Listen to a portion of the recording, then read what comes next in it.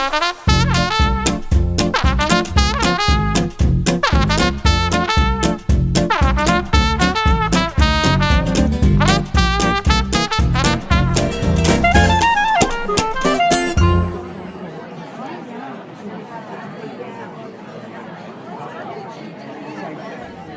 vous avoue que je suis inquiète. En effet, il me semble que j'ai disparu. Cela a commencé hier. Pour vérifier le fonctionnement de mon téléphone portable, j'ai appelé celui-ci d'une autre ligne. Et une voix, qui ressemblait étrangement à la mienne d'ailleurs, m'a affirmé que je n'étais pas là. Or, j'étais bien là, puisque je m'appelais. Je viens de renouveler l'expérience et comme on me demandait de me laisser un message, je l'ai fait. Mais je ne me suis pas répondu. C'est pourquoi je lance cet appel. Mais d'après ce que j'ai compris, il vous sera relayé dans une salle de spectacle, où par définition, les téléphones portables sont éteints. Vous comprendrez pourquoi je suis pessimiste. Enfin bon, si vous me retrouvez, téléphonez-moi.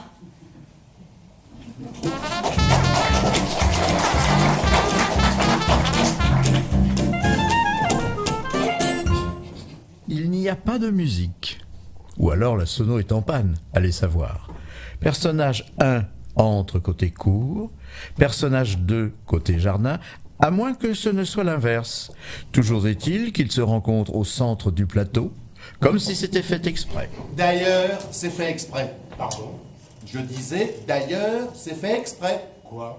Qu'on se rencontre au centre du plateau, c'est fait exprès, non? Ah, bien sûr, il n'y aurait pas de pièce sinon. Tiens, imaginez, on arrive chacun de son côté, on se croise, un petit signe de la tête, enfin, peut-être, et puis tiens, rideau, fini, circuler. Ah, ce serait drôle pour une fois. Ah bah, c'est pour ça que c'est évident que c'est fait exprès qu'on se rencontre. Et l'autre, là, il a l'air de s'en étonner dans ses didascalies, ça m'énerve. L'autre? L'auteur. Dans ses quoi? Didascalie, indication de mise en scène, si vous préférez. Je ne préfère rien, je m'en fous. Ah bon? Ah oui, ça fait longtemps que je ne cherche plus à comprendre. On me dit de jouer, je joue. S'il faut se poser des questions existentielles, en plus. Bah tiens, d'ailleurs, on joue quoi ce soir? Un truc drôle. Ah, sans blague. Ah bah, ce serait une nouveauté, hein. Enfin, un truc drôle, un truc sur l'humour. Sur l'amour? Non, sur l'humour, avec un H et un U, comme dans Cheval. Il n'y a pas de U dans cheval. Mais si, sous-entendu. Vous êtes sûr? On pense cheval, on pense U, H-U et E, et hop, on a tout ce qu'il faut. Cheval, U. C'est un réflexe. La vache! Ouais, ceci dit, c'est tiré par les cheveux. C'est surtout tiré par les chevaux. Ouais, mais ça n'est pas drôle. Vous avez mieux à proposer? Ah non, pas pour l'instant. Mais d'ailleurs, pourquoi on doit faire un truc sur l'humour? Pour faire rire les gens. Ah bah merci. Sans vous, je n'aurais jamais pu envisager qu'on puisse faire de l'humour pour amener les gens à rire. Alors là, c'est une découverte. Vous m'ouvrez des horizons. Oh, ça va, hein, c'est l'auteur qui veut faire rire, semble-t-il. Mais de quel auteur s'agit-il? Voyons, de celui qui écrit ce que nous sommes en train de jouer. Ah, c'est celui-là. Vous savez, ce n'est peut-être pas un auteur à la hauteur. Elle est bonne celle-là. Auteur à la hauteur. Elle est drôle pour une fois. Et ça ne vous fait pas rire, vous, auteur à la hauteur. Et auteur avec un A et auteur avec un H comme dans Cheval, merci. Je suis un grand admirateur de l'auteur que nous sommes en train de jouer. Vous êtes sérieux? Absolument. Excusez-moi, hein, j'ignorais que vous étiez de sa famille. Je ne suis pas de sa famille. Attendez. Vous essayez de me faire croire, oh bah c'est trop fort, de me faire croire que l'auteur que nous sommes en train de jouer aurait un admirateur qui ne soit pas de sa famille? Absolument, monsieur. Je vais vous dire pourquoi. Parce que cet auteur-là, sans H, il a le sens de l'humour avec un H, lui. On ne peut pas en dire autant de tout le monde. Il a de l'humour, cet auteur-là? Oui, monsieur. Alors qu'est-ce qui vient emmerder les autres à faire de l'humour à sa place, votre auteur? Il a qu'à venir lui-même faire rire ses spectateurs au lieu d'envoyer les autres au casse-pipe avec ses textes indéfendables et ses jeux de mots vaseux. Et dans la mesure où vous vous pâmez devant sa capacité à faire se gondoler le public, mais dites-le lui, puisque vous êtes l'un de ses admirateurs et même pas de sa famille. Tu fiches taper aux comédiens honnêtes, mais c'est un monde merdeux. Je ne vous salue pas, monsieur. Oh, ce n'est pas la peine de monter sur vos grands chevaux avec un H. C'est drôle. Non. Le comédien sort la tête basse, le noir se fait rapidement, honteux, on le comprend.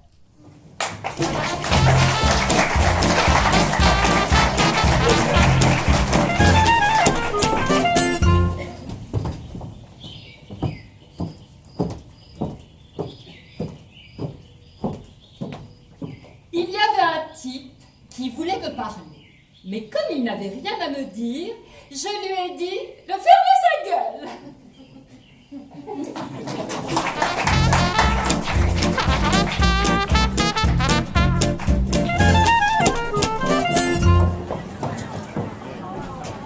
Finalement, au théâtre, on arrive toujours en retard à une pièce pour laquelle il était essentiel de bien comprendre les 5 premières minutes.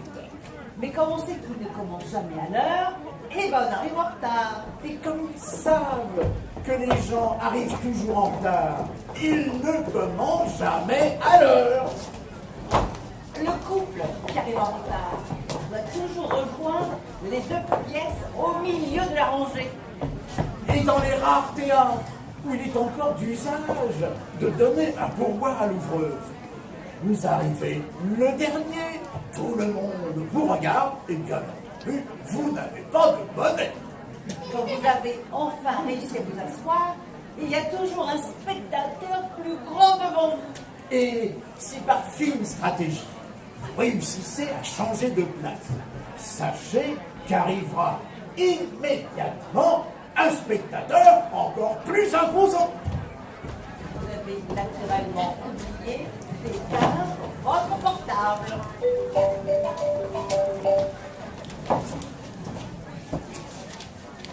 Et ensuite, lorsque vous êtes là, et d'un seul coup, il y a un appel téléphonique.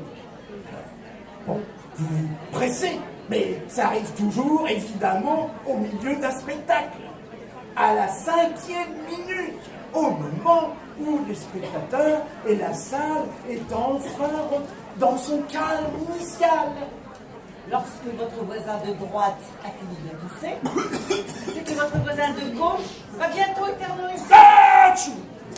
Et la bronchite chronique est immédiatement contagieuse aux salles de spectacle. Dans une salle malheureusement peu remplie, les seuls fauteuils occupés sont toujours ceux qui grincent. L'enfant qui s'agite est au théâtre ce que l'averse répétitive est au pique-nique.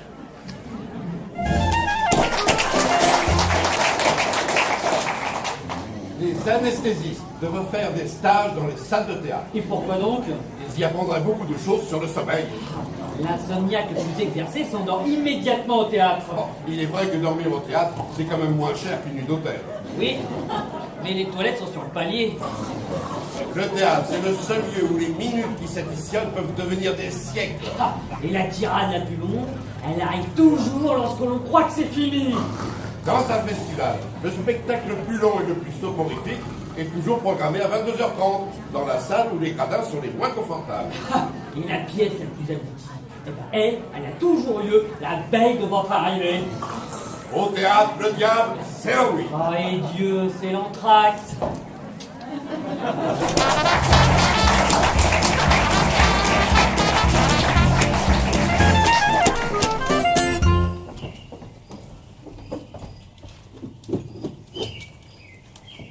Monsieur le conseiller principal d'éducation, votre ordinateur a un problème.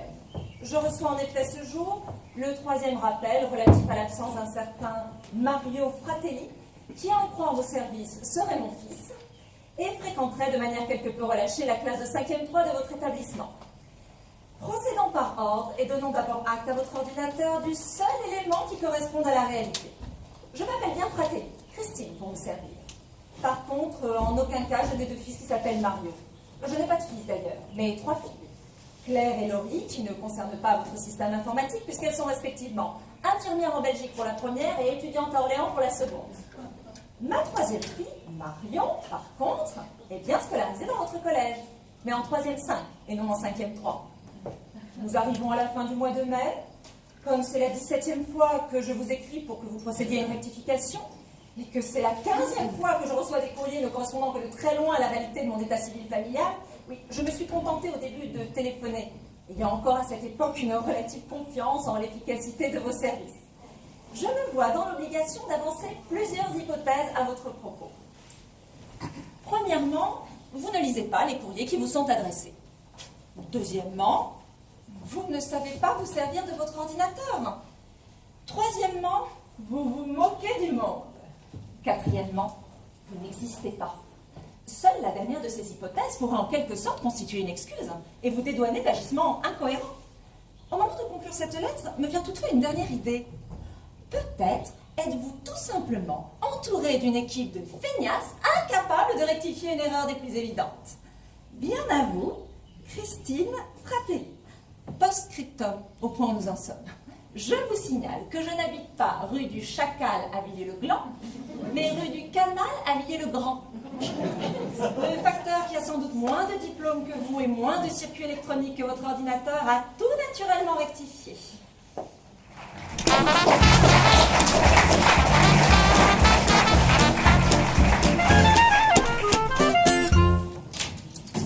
Sous le pont Alexandre coule la Sambre. Oui, et alors? Et alors c'est beau, non? Ça sonne bien. Sous le pont Alexandre coule la Sambre. Oh, peut-être, mais j'en ai rien à faire, moi. Vous n'êtes pas poète. Non, je suis maraîcher. Ah bon, peut-être maraîcher et poète. Je dirais même que maraîcher, c'est assez poétique comme métier, non? C'est lié à la nature, aux plantes, les petits matins brumeux et la rosée sur les feuilles, les soirs de chaleur et la lassitude des jardins. Venez avec moi ramasser les haricots et vous verrez si vos reins ont le sens de la rime. Oh, bon, soit. Décidément, vous ne voulez pas apprécier mes vers. Moi, les vers, c'est mes ennemis. Je balance des insecticides, des pesticides à tour de bras. Écologie ou pas, je vais pas laisser bouffer mes carottes. Oh, je vois. Oh, si vous voyez, c'est parfait. Merci et bonne journée. Votre truc là, Sandre et Alexandre, c'est pour faire comme sous le pont Mirabeau coule la Seine. Oui, vous voyez que vous n'êtes pas si inculte. Encore heureux pour un maraîcher. Alors restez et vous me direz ce que vous en pensez. De quoi? De mon poème. Je vais dire un poème ici même, sur ce plateau. Parce que nous sommes sur un plateau là? Ah ben vous devriez le savoir puisque vous y êtes. Où ça? Ben sur un plateau. Oh, plateau, vallée, ravin. J'en ai rien à faire, moi. Ce qui m'intéresse, c'est les champignons. Les champignons? Oui, girolles, ou cèpes si possible. Sinon, blanc d'épée, pleurote, trompette de la mort. Ça ira, c'est pour ma blanquette. Votre blanquette? De veau. J'ai des beaux-parents ce soir, et question coup de fourchette, le beau-père ne craint personne. Alors des champignons frais, ça s'impose. Mais vous êtes sur un plateau. Oui, alors? Quoi, et alors? Oh, je n'ai pas le temps d'aller dans les bois. Et je ne veux pas acheter de champignons en conserve. Le seul endroit où tous les rêves, toutes les illusions peuvent naître, c'est bien sur un plateau de théâtre, non? Je cherche donc des champignons ici. Vous êtes complètement givré. Vous. Cher monsieur, si je cherchais des champignons dans la salle d'attente de la clinique intercommunale ou dans les bureaux de l'Agence nationale pour l'emploi, je vous autoriserais, sans doute, à adopter ce ton avec moi. Mais je les cherche dans un théâtre. Et je vous le fais obligeamment remarquer, pas n'importe où, sur un plateau. Alors, restons-en là, je vous prie, car je risque de devenir désagréable. Mais mon poème! Bon, arrêtez de bêler avec votre poème, mon vieux. Je parle de choses sérieuses, moi. Imaginez ce que serait une blanquette de veau sans les champignons, hein? Alors votre cendre qui coule sous le pont Alexandre, vous voyez ce que vous pouvez en faire? Oh, il y a vraiment des jours où c'est très difficile.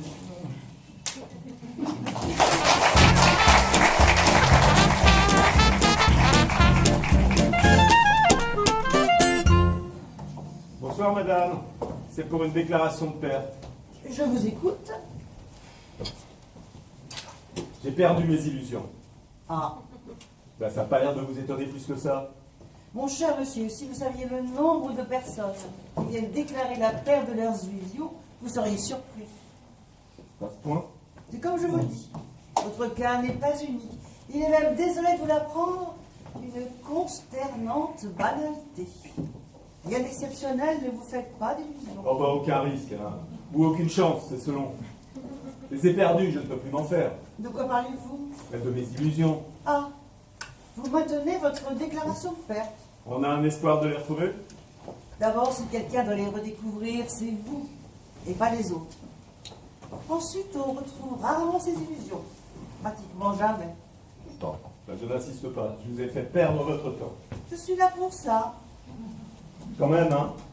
Je me rends bien compte qu'en venant ici, je m'en faisais encore. De quoi? Ben, des illusions.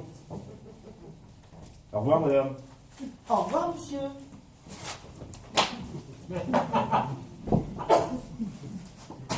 Suivant!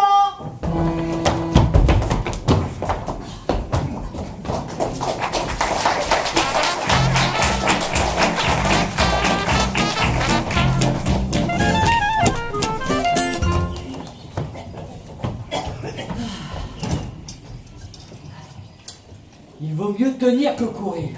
Ça, c'est ce qu'on dit.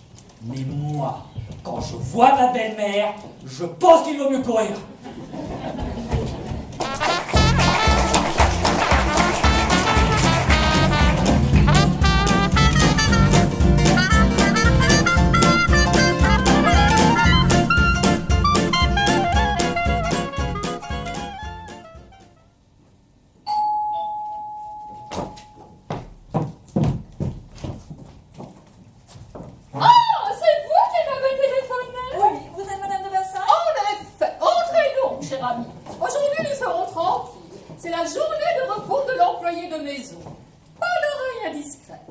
Mettez-vous à votre aise. Oh, quel ravissant petit chemisier! Du Charles de Versailles, je parie. C'est exact, c'est un cadeau de votre mari. Enfin, non, je veux dire, le genre de cadeau qu'il fait à ses clients. Car porter du Charles de Versailles, n'est-ce pas un véritable présent pour nous les femmes? Oh, vous êtes adorable, ma petite. Et Charles serait ravi s'il vous entendait. C'est exactement sa conception. Il me dit souvent, ma chère, je voudrais que toutes les femmes qui achètent mes vêtements oublient qu'elles sont des clientes et deviennent des amies. Je voudrais être là, dans chaque cabine d'essayage, pour les poser sur leurs douces épaules les tissus adéquats. C'est un poète! Oh, un poète et un polisson. Car s'il se trouvait dans chaque cabine d'essayage, il ne se contenterait sans doute pas de son rôle de couturier, si vous voyez ce que je veux dire. Madame de Bersac! Oh, mais c'est pas terrible tout ça. Mais c'est carrément nul, tu veux dire. À la lecture, je ne trouvais pas cela bien fameux, mais alors à jouer, c'est la catastrophe. Et encore, ne te plains pas. Ton rôle n'est pas trop mauvais. Moi, tu plaisantes, elle est complètement nunuche, cette Arlette. Comment veux-tu donner consistance à un rôle pareil? Tu as lu la pièce? La maîtresse du grand couturier s'exprime comme une héroïne de roman photo. Bah, c'est peut-être fait exprès. Ouais, je suis pas, il n'y a aucune distance dans ce texte, il se prend très au sérieux. Et au niveau de la présence sur scène, alors je figure au premier acte, puis je disparais pendant que tu disputes avec ton mari, et je ne reviens que dans la toute dernière partie pour poignarder ce Charles de Bersac parce que j'ai appris entre-temps qu'il avait une liaison avec un homosexuel sud-américain, de surcroît fils de sa première femme. Mais non! De sa seconde femme! La seconde? Bah alors, c'est toi. Bah, oui, enfin je crois. C'est ça. Je suis sa seconde femme. Tu es sûre? Bah, écoute, page 21. Madame de Versailles. Charles, je voudrais bien savoir où passe tout votre argent.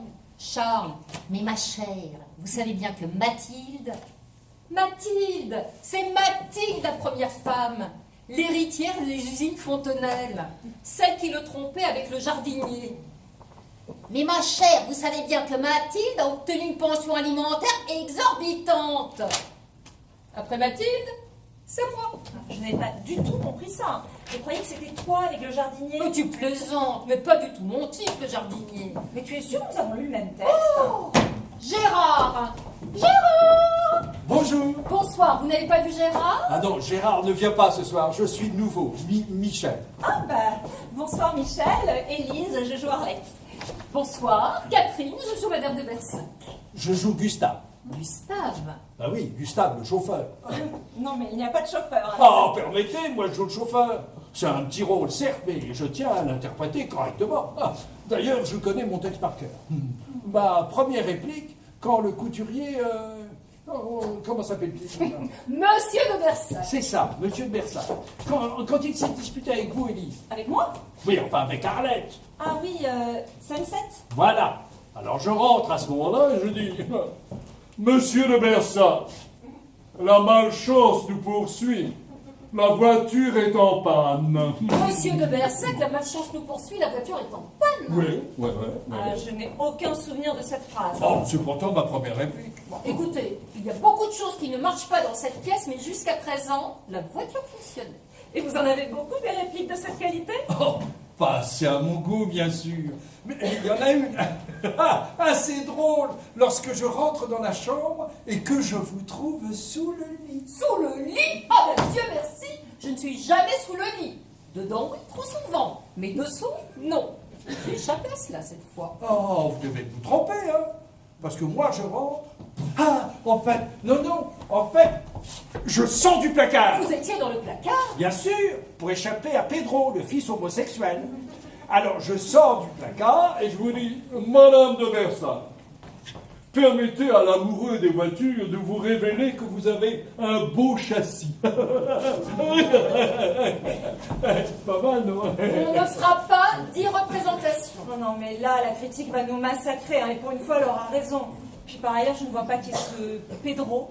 C'est mon fils. Et le mien? Si, c'est avec moi que vous dites Pedro.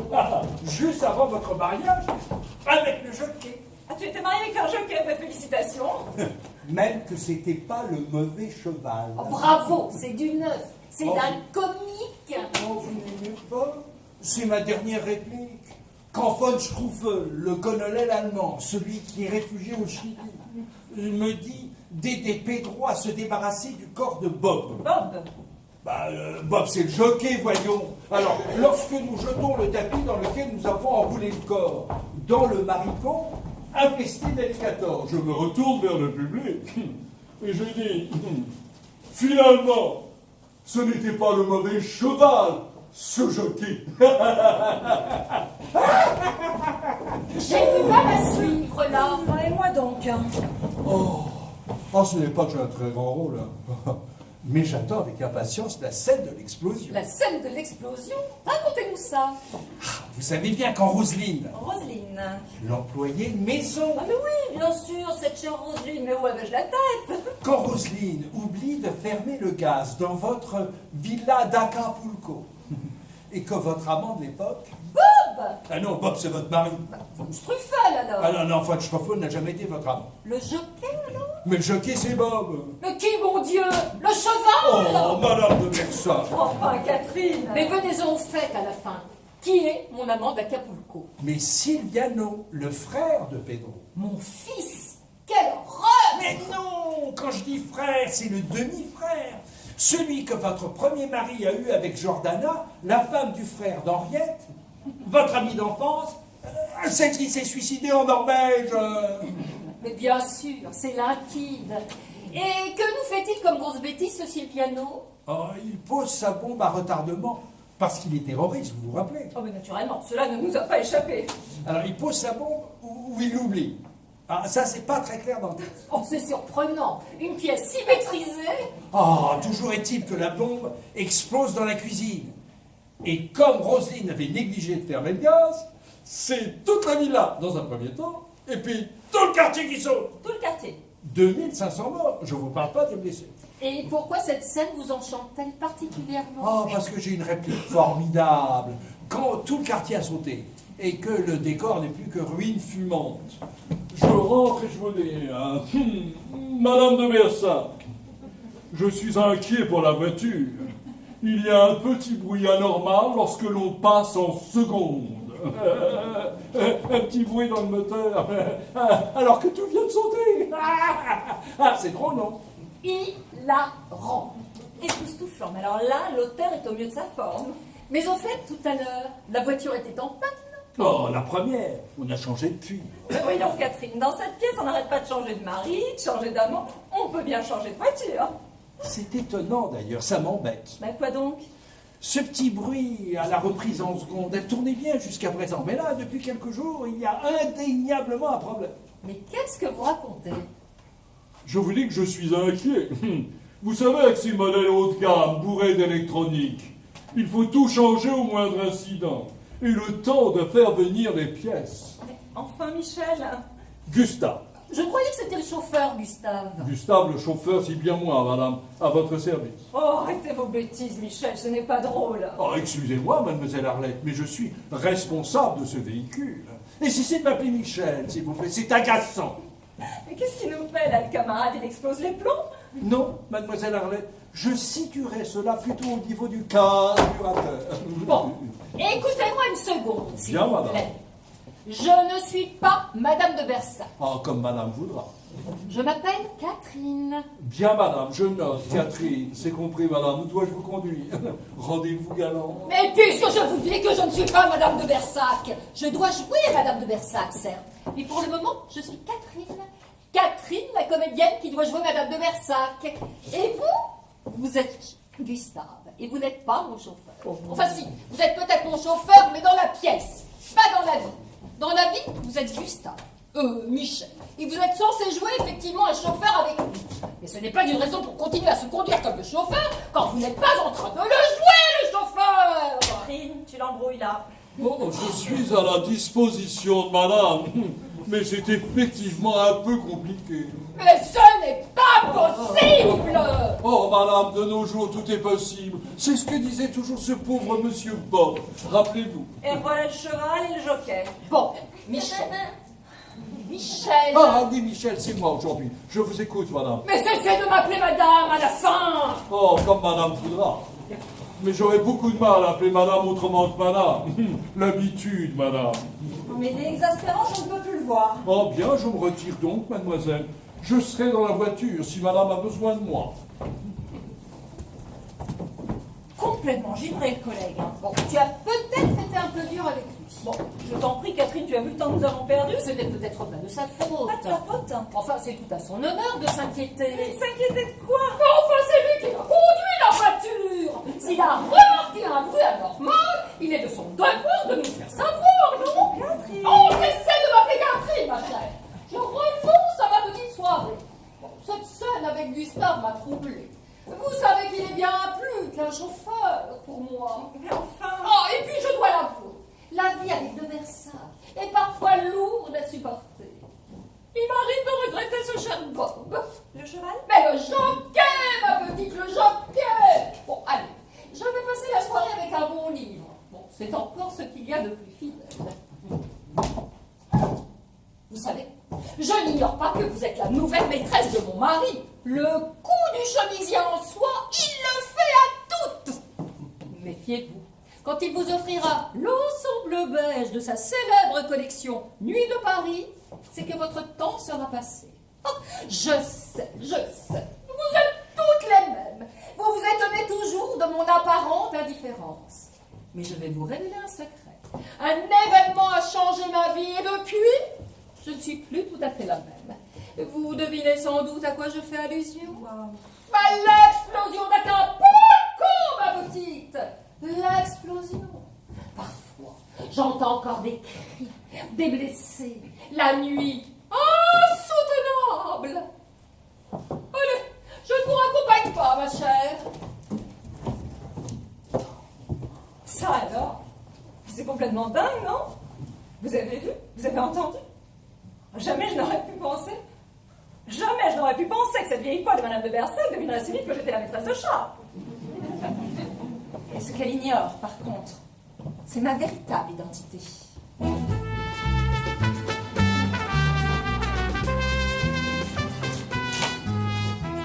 me présente. Maria Pilar von Struff. Je suis la nièce du colonel allemand réfugié au Chili. Vous savez, c'est lui qui a fait assassiner ce pauvre Bob, aidé par Pedro et Gustavo. Eh bien, je suis secrètement mariée avec Gustavo, et il s'est récemment rendu compte que son véritable père était Bob. et que de Bersac et son épouse avaient mis au point son assassinat avec mon oncle von Struffel, d'où l'explosion d'Irnapulco. Oui, parce qu'en fait, Silvia, celui qui a posé la bombe, et Rosalina, l'employé de maison, étaient de mèche. Bon, ce qui est logique quand on pose des bombes. Et il voulait montrer à Pedro, oh bref, ce serait un peu compliqué à vous expliquer.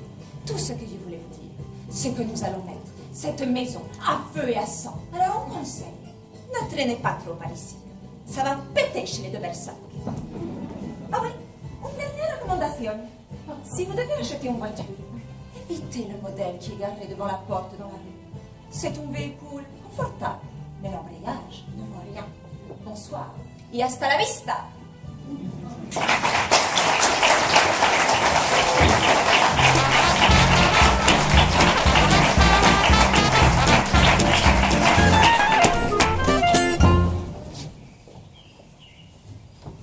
Ouais, salut ma belle, tu vas bien? Je suis désolée de te rappeler si tard, mais il m'est arrivé de ces problèmes. Bon, attends, je te raconte. T'as 2 secondes là? Bon, tu te souviens que j'avais trouvé un job sympa? Enfin sympa, justement tu vas voir. Tu sais, je faisais Blanche-Neige à Disney. Bon, au départ ça paraît le bon filon. Pas trop bien payé, mais il y a pire. Faut se faire à la perruque, hein. Mais quand t'es dans le coup, s'il fait pas trop mauvais temps, bah tu te balades dans le parc et c'est pas si désagréable. Au début j'aimais bien. T'as un peu l'impression d'être une vedette, même si on est plusieurs à se relayer et que personne sait vraiment qui on est, mais bon, on a l'illusion d'être importante.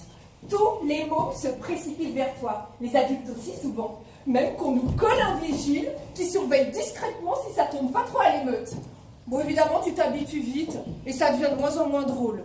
Surtout qu'avec le sourire béat que tu dois garder dès que t'es en public, t'as les muscles du visage qu'en peuvent plus et certaines nuits, j'avais l'impression que mon sourire commençait à disparaître qu'au petit matin. Bon, toujours est-il que ça se passait plutôt bien, jusqu'au jour où un petit connard, non mais tu te rends compte, hein, 10 ans à peine, m'a carrément foutu la main aux fesses. Alors moi tu me connais, à l'instinct quoi, je retourne une torgnole qui l'envoie valdinguer dans le labyrinthe d'Alice, un truc à la con avec des jets d'eau et des buissons partout, le petit morveux disparaît là-dedans beuglant comme un âne. Mon vigile va le récupérer en faisant un trou énorme dans les arbustes qui sont taillés au ciseau tous les matins. Au passage, ça dérègle les circuits d'eau qui se mettent à arroser tout le monde. Et on le voit réapparaître avec le nain. Tu me diras, ça tombe bien pour mon rôle. Rouge brique. Et qui se met à gueuler. C'est Blanche-Neige! C'est Blanche-Neige qui m'a foutu une peigne! Bon, à la limite, ça aurait pu en rester là. Si ce petit con avait pas en plus paumé ses lunettes. Oui, parce qu'on a su après que les foutus binocles étaient tombés dans le petit ruisseau qui relie les jets d'eau, lequel contribue à alimenter la grosse attraction des poupées d'à côté, et que les lunettes, elles sont tombées là où il fallait pas, et ont bloqué tout le bordel pendant 4 heures. Enfin, j'anticipe. Le vrai problème, ça a été la maman. Une blondasse teigneuse qui s'est jetée sur moi en essayant de me greffer pendant que son mari hurlait « J'ai pas payé 39 € par personne pour que mon gamin se mange une baffe !» Ça s'est encore aggravé avec mon pote Tristan. Mais si, mais tu sais, le grand balèze qui est amoureux de moi depuis le lycée, que j'avais réussi à faire engager pour faire Balou, l'ours du livre de la jungle.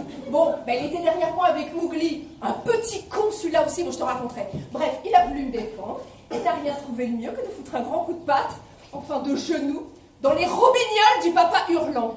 Alors là, ça s'est déchaîné. Le vigile avait appelé la sécurité. Eux, c'est pas détendre. Hein. Ce qu'ils veulent, c'est régler le problème au plus vite. Ah oui, tu comprends, pas de vanne au pays du rêve. Ils t'ont plaqué au sol le père furibard. Du coup, ça lui a pété ses lunettes. Tous des binoclars dans la famille. J'ai compris à ce moment que ça irait chercher loin en frais d'opticien.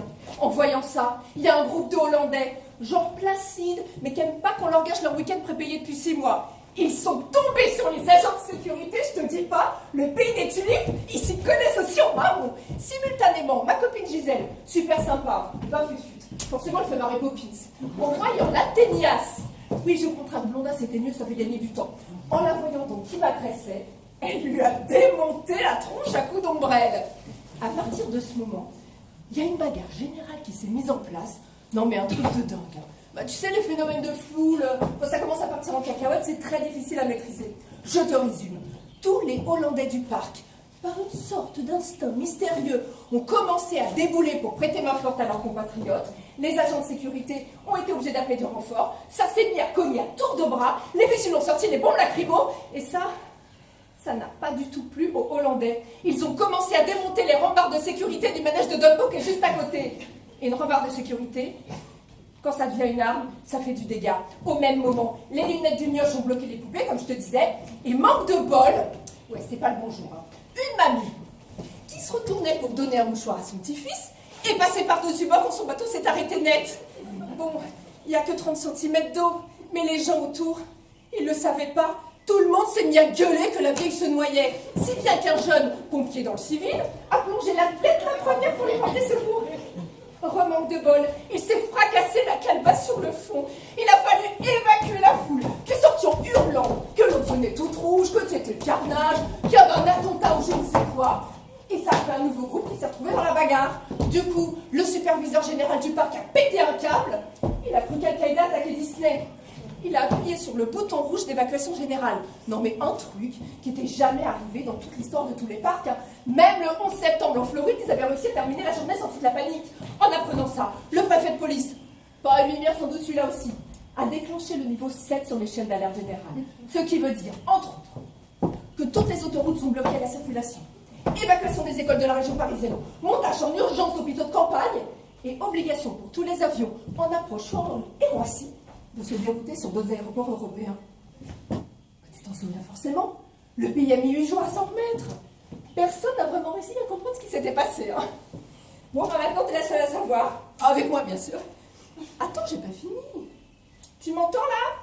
Bon, dans la période de flottement qui a suivi, j'ai filé discrètement ma démission. C'est pas demain la veille que je remettrai le costume de Blanche-Neige. Hein. Et sérieux, tu gardes tout ça pour toi. Hein. Je voudrais pas que ça puisse me jouer des tours. Je viens de retrouver du boulot. Depuis ce matin, je fais pas de malin pour rester vite. Bon, bah d'ailleurs, j'ai fini ma pause. Faut que je te laisse. Hein. Allez, on se rappelle là. Bisous.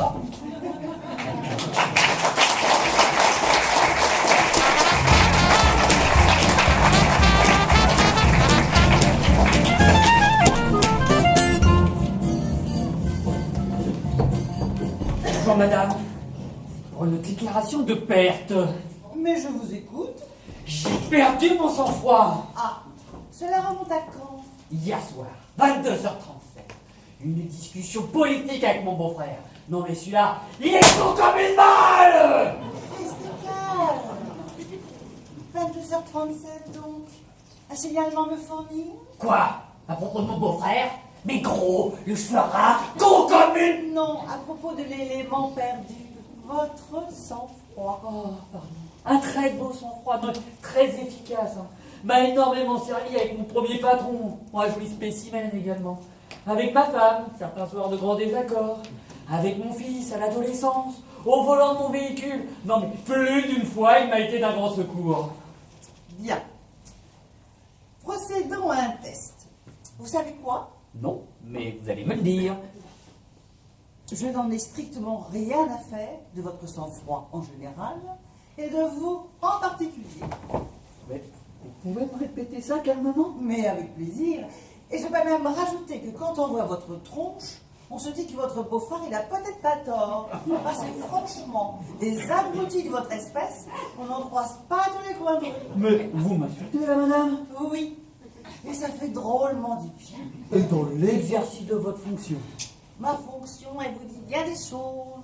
Bon, je vais simplement me permettre de prendre votre nom, mais alors je vais immédiatement référer à votre supérieur. Cela ne sera pas nécessaire, cher monsieur. Ma petite expérience est concluante et je suis très fière de vous annoncer que vous n'avez pas perdu votre sang-froid. Ou alors vous l'avez peut-être perdu face à votre beau-frère, en effet, mais vous venez de le retrouver car vous êtes resté parfaitement calme et courtois alors que je vous insultais. Félicitations. C'est ma foi vrai. Astucieux, votre petit stratagème. Merci. C'est le meilleur moyen de prouver aux gens qui sont pratiquement toujours capables de retrouver leur sang-froid tout seuls. Je me souviendrai de la leçon. Bien. Un conseil. Évitez les discussions avec votre beau-frère. Vu le sang-froid que vous avez, s'il vous l'a fait perdre, c'est que, excusez la trivialité de l'expression, mais comme vous l'avez vous-même utilisé, je m'y autorise, c'est certainement un sale con. Au revoir, monsieur. Au revoir, madame. Suivant.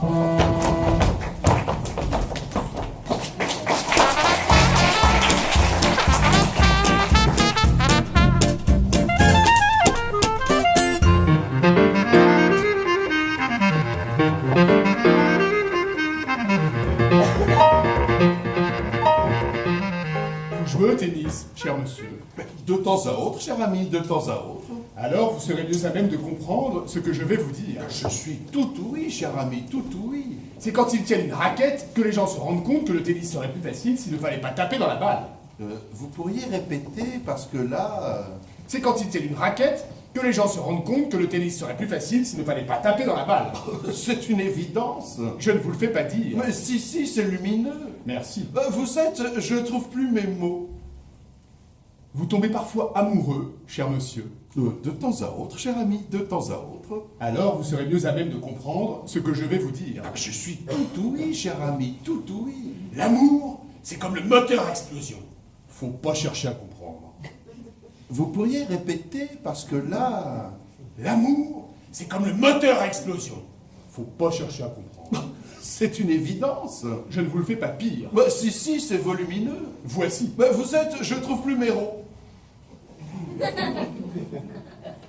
Vous êtes père de famille, cher monsieur. De temps à autre, cher ami, de temps à autre. Alors, vous serez mieux à même de comprendre ce que je vais vous dire. Je suis tout oui, cher ami, tout oui. Les parents, c'est comme les rouleaux de papier toilette.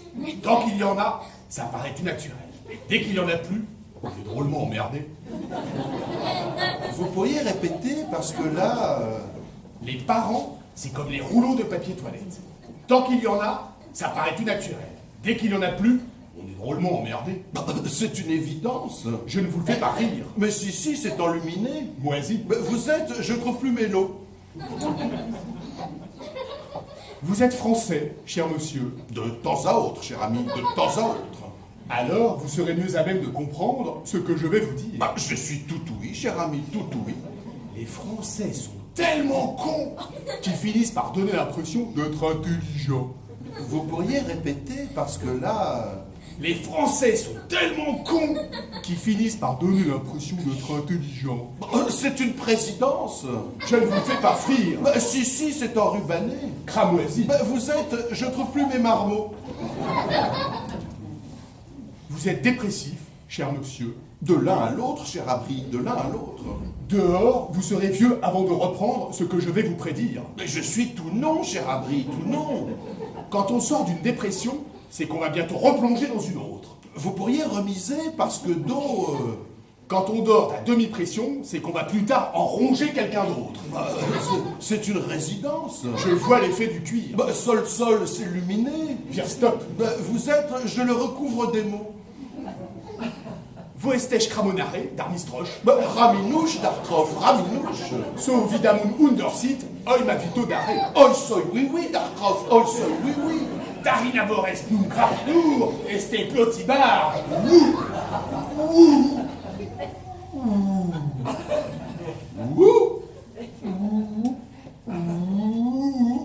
Vous attrapanov, est d'immobilier.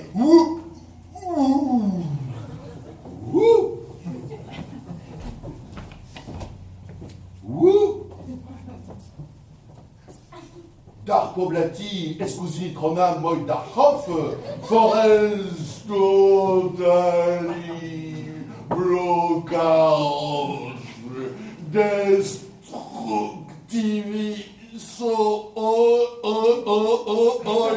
voilà.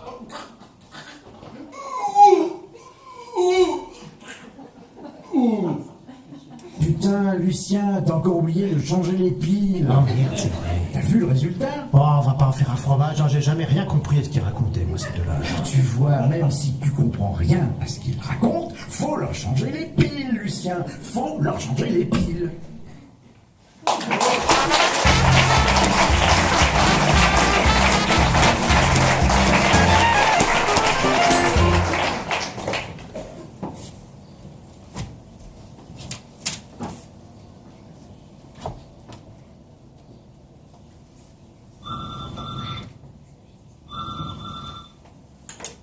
Allô, Georges? Ah non, c'est Lily. Ah, salut Lily, c'est Jacques. Tu peux me passer Georges? Ah, désolé, vous vous trompez de numéro, il n'y a pas de Georges ici. C'est bien Lily à l'appareil. Oui? C'est Jacques ici. Pas de Jacques non plus. Pardon? Ni Jacques ni Georges. Vous vous trompez de numéro. Mais non, Lily, c'est pas ce que je veux dire. Je ne demande pas Jacques, puisque Jacques, c'est moi. Je peux pas être chez toi si je t'appelle. Non, c'est Jacques qui veut parler à Georges chez toi. Ben, écoute, je demande Georges de la part de Jacques. C'est ce que je veux dire, Lily. Allô? Oui, j'écoute. Ben alors? Ben alors quoi? Ben alors passe-moi Georges. Et puisque je vous dis que vous faites erreur, monsieur, il n'y a pas de Georges ici. Non mais attends, Lily, c'est des blagues ou quoi, hein? Je peux pas faire d'erreur, puisque lorsque j'appelle Georges, je tombe sur toi. Alors, si c'était, je sais pas, moi, une Françoise, une Madeleine qui m'avait répondu, bon, d'accord, autant pour moi, faux numéro. Mais là, si je suis chez toi, c'est que je suis sûr que je suis chez Georges. Vous êtes bien, Lily? Oh, bah oui, bien sûr. Oh, bah alors, arrête tes bêtises. C'est pas possible, ça. Hein, ça suffit comme ça. Bon, écoute, j'ai reconnu ta voix, je sais que c'est toi. Alors, on a bien rigolé, c'est super, mais passe-moi, Georges. Et puisque je vous répète, monsieur, qu'il doit s'agir d'un malentendu, l'homme qui vit avec moi ne s'appelle pas Georges. Oh, mais merde, ça fait 20 ans que je vous connais. Je suis certain de ne pas tromper de numéro. Bon, écoute, je sais pas, moi, vérifie. Bah, mais que je vérifie quoi? Bah, si le mec qui vit chez toi, il s'appelle bien Georges ou pas. Mais c'est un monde, ça, moi je deviens dingue. Bon, si vous y tenez, hein? Bon, je vais vérifier. À l'instant, je vous... Chérie, mais comment tu t'appelles déjà? Ben, Georges!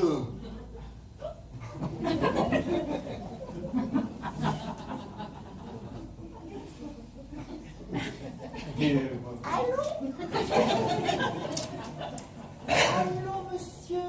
Oui. Oh, je suis désolée. Vraiment désolée. Vous ne vous êtes pas trompé de numéro, hein? C'est moi qui me suis trompé de mari. Le mec s'appelle bien Georges. Il arrive, je vous le passe, ne quittez pas surtout. Hein. Ah, quand même. Je savais bien que je ne m'étais pas planté, mais les gens sont d'un distrait.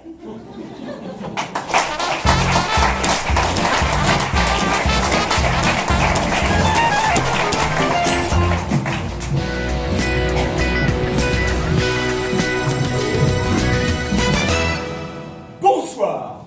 Je reçois aujourd'hui Madame Audrey Villamorchac, danseuse étoile du Ballet National de la République Populaire Démocratique Réunifiée, dont l'interprétation de Carmen dans le soulier de satin reste dans toutes les mémoires. Elle commence aujourd'hui une tournée qui s'annonce triomphale en Europe et dans toute la France. Et elle a choisi de nous réserver sa première apparition publique. Je la remercie et lui souhaite la bienvenue. Tamoș, Audrey Villamorchac, vos dinsare Stella National Ballet de Moș Popular Unificată Republica, et a dinsare Carmen Popular di Velvet Soulier, avant arbit plausidium turnici Europa, bravo, Mileșker et Aungietorri. Tamoș, scuzate, afirma tuż no co Audrey, etc., but Andrea Villamorchac cum tracto de unione. Bonsoir, je suis désolée de vous dire que je ne m'appelle pas Audrey quelque chose, mais Andrea Villamorchac avec un trait d'union. Bonsoir, Andrea. Voulez-vous traduire à Audrey? Ah non, moi c'est Nicole. Eh bien alors, bonsoir Nicole. Voulez-vous dire à Audrey? Non, elle c'est Andrea. Andrea Villamorchac. Cum tracto de unione. Avec un trait d'union. Enfin, qui ça, Nicole? Mais non, Nicole c'est moi, la traductrice. Votre invité c'est Andrea Villamorchac. Bon, c'est pourtant simple, non? Mais enfin, regardez, ici c'est bien marqué invité du jour, Audrey Villamorchac, sans trait d'union. Unione écrita là. Que dit-elle? Elle dit union, belle chose. Oui, union, belle chose, Audrey. Andrea. Thais Nicole. Que dit-elle? Vous c'est Nicole. Im somaticatur. Que dit-elle? Et lui, comment s'appelle-t-il? Mais qui? Jean-Pierre. Mais vous? Tamoș, Jean-Pierre. Que dit-elle? Bonsoir, Jean-Pierre. Ah bah alors répondez. Bonsoir, Nicole. Andrea. Tamoș, Andrea. Tamoș, Nicole. Que dit-elle? Bonsoir, Nicole. Non mais enfin, c'est incroyable, on va pas passer la nuit à faire des mondanités, j'ai des questions à poser, moi. Posez-les vos questions, il y a tous ces hurlements. Bon, très bien. êtes-vous heureuse de retrouver une grande scène française avec votre nouvelle chorégraphie? E sono Foresti maggior produzione stabiliva ben penetrata sull'open market e ben abituato sin popolare unificata ad avere prodotto fortissimo come gli aioli. Je suis très heureuse, car j'estime que nos productions devraient pouvoir pénétrer le marché européen, même si nous sommes habitués en République réunifiée à produire une matière plus forte avec beaucoup plus d'ail. Plus d'ail? Bien. Et que pensez-vous de vos partenaires? Ho vi pensare Partanarovic? Sono supertissime caprocci. Ce sont d'excellentes chèvres. Des chèvres? Caprocci? To fornibar caprinare producti șmirca qualitatem. Un troupeau de chèvres produisant un lait de haute qualité. Elle danse avec des chèvres? Je traduis là. Non, attendez, je me demande si on parle bien de la même chose. Elle est bien danseuse. Bah, je ne sais pas, moi. Voulez-vous que je lui demande? Lui demandez quoi? Bah, si elle est danseuse en plus. En plus de quoi? Mais bien des chèvres, en plus des chèvres. Ah bah oui, c'est ça, finissons-en. Elle danse, oui ou non? Vantare cognosco, danzare è sornien. Danzare. I m'obsedare per la danza, niente. A scraparici timp por danzare cum assemblagi tre sentirem caproci. Nu parlare bucci. E so itarem danzare si tu plesurem. Bet for instantanoci, o io sturăsim studiu. Danser, mais l'obsédé par la danse, celui-là, si vous croyez que j'ai le temps de danser avec un troupeau de 300 chèvres, sans compter les boucs. J'aime danser, certes un plaisir, mais pour l'instant, j'ai autre chose à faire. Bon, apparemment, elle s'occupe de chèvres. Voilà. Pas de danse. En effet. Donc, ce n'est pas la bonne fiche. Ou ce n'est pas la bonne invitée. Bah, qu'est-ce que c'est que ça? Bah, son fromage de chèvre, évidemment. Pas mauvais, hein. Ça assez relevé, peut-être? Attendez. Je sais. Ça manque d'ail. Ditare es gut produciam, bet non es in faioli. Interrogo non est raisonnage. Felicitatem adaptare productos. Je me demande si vous n'avez pas raison. Nous avons eu le temps de vouloir adapter notre produit. Que mettez-vous là-dedans? Soy esta compositionem. Caproci mirca. Oui, bien sûr, mais quoi d'autre? Soy esta oilich. De l'huile. Salto, ma non troppo. Du sel, mais pas trop. Tiens, ça j'avais compris. Poverici alla maniera tocco saporistan garuccio bino picado. Du poivre. Oui, et quoi d'autre? Bon, du poivre, c'est tout. Ce qu'elle vient de dire signifie seulement poivre? Absolument. C'est long, non, pour un mot si simple? Oh, ça arrive. Oh, c'est une langue mystérieuse. C'est un peuple mystérieux. Oui, avec un fromage mystérieux. À mon avis, vous devriez rajouter de l'ail. Pensare vostro procciaioli. Oh, es veritas, signor Presidente. Pensare cum aioli a un produit possibilmente ora sta poverici labellisation de European Market. Que raconte-t-elle encore? Elle dit que vous êtes dans le vrai, Monsieur le Président. Elle ajoute, pensez-vous qu'avec un léger ajout d'ail, notre produit pourra obtenir le label pour être diffusé sur le marché européen? Monsieur le Président? Oui, je crois qu'elle vous prend maintenant pour le président de la Commission pour l'agrément des produits laitiers du marché économique européen. Secteur capran ravagance. C'est sur fromage de chèvre. Mais je ne suis président de rien du tout, de rien. Je suis un simple présentateur qui voudrait enfin pouvoir terminer son interview. Alors dites-lui... Non, attendez, ne vous lancez pas dans de nouvelles explications, sinon nous voilà repartis pour des heures. Je suis crevé, moi j'en peux plus, alors qu'on en finisse. Dites-lui que c'est d'accord. Que c'est d'accord. Ben oui, pour son fromage de chèvre, qu'elle rajoute de l'ail, elle obtiendra son label et qu'on n'en parle plus. Bon, on ne peut pas lui faire ça. Mêlez-vous de ce qui vous regarde. Dites-lui que c'est d'accord et qu'elle dégage de mon plateau, et vous avec. Cum plus aioli sincates possibile obtenere labellizazione European Market. Oh ben merci, hein, là je suis vert. Es grandissime novare por el país et fel votin stare tu, signor Presidente. Grandissimo Steferna palvila morfreso, matamos tractari cum aioli. Capros canem tianis lucus danzare, frac lucum somitus panavaris, perché mi te vasistas. Faites-moi un résumé de tout ça, parce que moi je suis à bout. Elle vous remercie, elle promet de rajouter de l'ail en D'accord. quantité. Merci à toutes les deux. Tu parles, signor Presidente. Merci à Très vous, bien. Monsieur le Président. Très bien, voilà. Au revoir. Somitare un product bello, bellissimo, ci costa un po' prosecto. Dès que notre produit sera au point, on va vous parvenir des échantillons à vos services. C'est ça, prenez votre temps. Allez, un de ces jours. Hein. Pensare, signor Presidente. Oi volemo al Mais foutez-moi le camp, nom d'un chien. J'en ai assez entendu, j'en ai assez vu. Allez, dehors. Oh. Oi volem pensare la staffio nazionale. Oi es Navaroc, too much. Es impossibile fare European Market cum Navaroc. Este grappoc projectas cam serenity. Mais laissez-moi vous dire une dernière chose. Vous êtes beaucoup trop nerveux pour faire l'Europe. Pour faire l'Europe, il ne faut pas être nerveux. C'est un grand projet qui réclame de la sérénité. C'est ça, il ne faut pas être nerveux pour faire l'Europe. Je m'en souviendrai. Au revoir, Presidente, monsieur. Merci. Au revoir. André! Oh! Andrea. Oui, Andrea, bien sûr, Andrea. Oh. Oh bah non, pas vous, qu'est-ce qui se passe encore? Je venais juste à prendre congé. Et vous remercier pour Andrea. Oh, elle est vraiment contente, hein, vous savez. Dans son pays, c'est très important. Hein. Le fromage de chèvre, c'est leur principale ressource. Alors, le label européen... On va le label. Bon, je n'abuse pas plus de votre temps. Au revoir, monsieur le président. Portez-vous bien. Et restez serein, hein, même si c'est dur, l'Europe. J'ai été très heureux, mesdames et messieurs, de recevoir Andrea, enfin vous voyez qui je veux dire.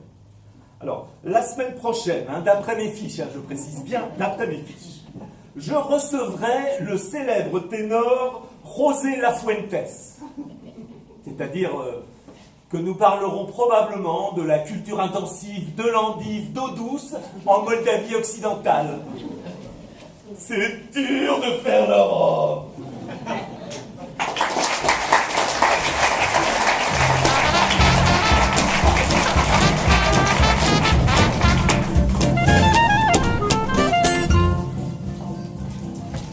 Bonjour madame. C'est pour une déclaration de paix. Je vous écoute. J'ai perdu une occasion de me taire. C'est fréquent. Racontez-moi les circonstances. Je me suis fait arrêter par la gendarmerie après avoir grillé un feu rouge. Je vois venir la chose. Et j'ai expliqué aux gendarmes que je n'avais pas vu le changement de couleur. Moyen de défense habituel. Et alors? Oh ben alors il a répliqué avec un petit sourire qui ne m'a pas plu du tout. Il serait temps, dans ces conditions, de vous acheter des lunettes. Oui, classique. Ensuite? Ben, c'est là où ça se gâte. Je m'en doute. Ben, je lui ai répondu, si je m'achète des lunettes, je risque de vous voir avec plus de précision et je n'ai pas envie de faire des cauchemars la nuit. Ah oui, quand même. N'est-ce pas? Je dois dire que là, c'est une magnifique occasion de vous taire que vous avez perdue. Hein. Au niveau. Et c'est bien ce que je me disais. Tout ce que je peux faire pour vous, c'est vous donner une occasion de vous taire, mais en vous recommandant vraiment de ne pas la gâcher avec une telle inconscience. Bref, fermez-la la prochaine fois. Ben, je m'en souviendrai. Mais je crains également d'avoir perdu quelques points de permis de conduire dans l'affaire. Là, je suis désolé, mais je ne peux rien pour vous.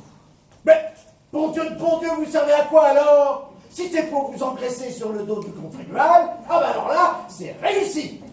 Et puis alors, si c'est à faire de la décoration, avec la tronche que vous avez, c'est raté. Vous venez de la perdre.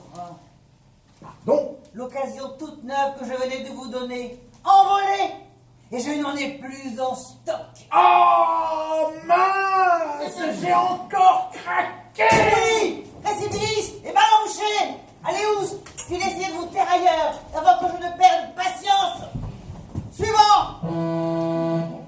Suivant.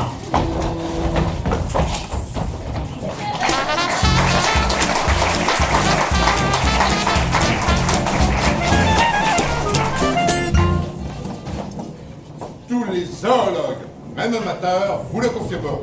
Si vous prenez deux pans, de taille, de poids et d'âge pratiquement identiques, c'est celui qui fera la roue le plus souvent qui crèvera le premier. C'est logique.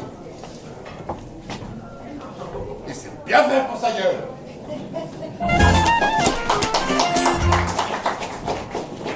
Bientôt les vacances, vous partez? Oh, bien entendu, je ne vais pas laisser passer ça. Mer, montagne, campagne? Montagne. Des vacances à la plage avec le monde qu'il y a, les files d'attente, les embouteillages. C'est tous les emmerdements de Paris et les coups de soleil en plus. Oui, vu sous cet angle. Alors, je reste quand même plage, moi. Pourtant, j'ai un réel problème. Ben voyons, lequel? Quand je sors d'un bain dans l'océan, Je voudrais penser à la grandeur qu'il y a s'immerger dans les flots multimillénaires, à la démesure entre ma petite personne et cette formidable puissance, à la splendeur des vagues purificatrices. Tout cela me semble un peu lyrique, mais tout à fait louable, hein. Qu'est-ce qui vous en empêche? En fait, je ne songe qu'à une seule chose lorsque je sors de l'eau. Comment me débarrasser de ce putain de sable entre les doigts de pied? Ah oui, c'est moins noble, en effet. Tous les emmerdements de Paris, les coups de soleil et le sable en plus.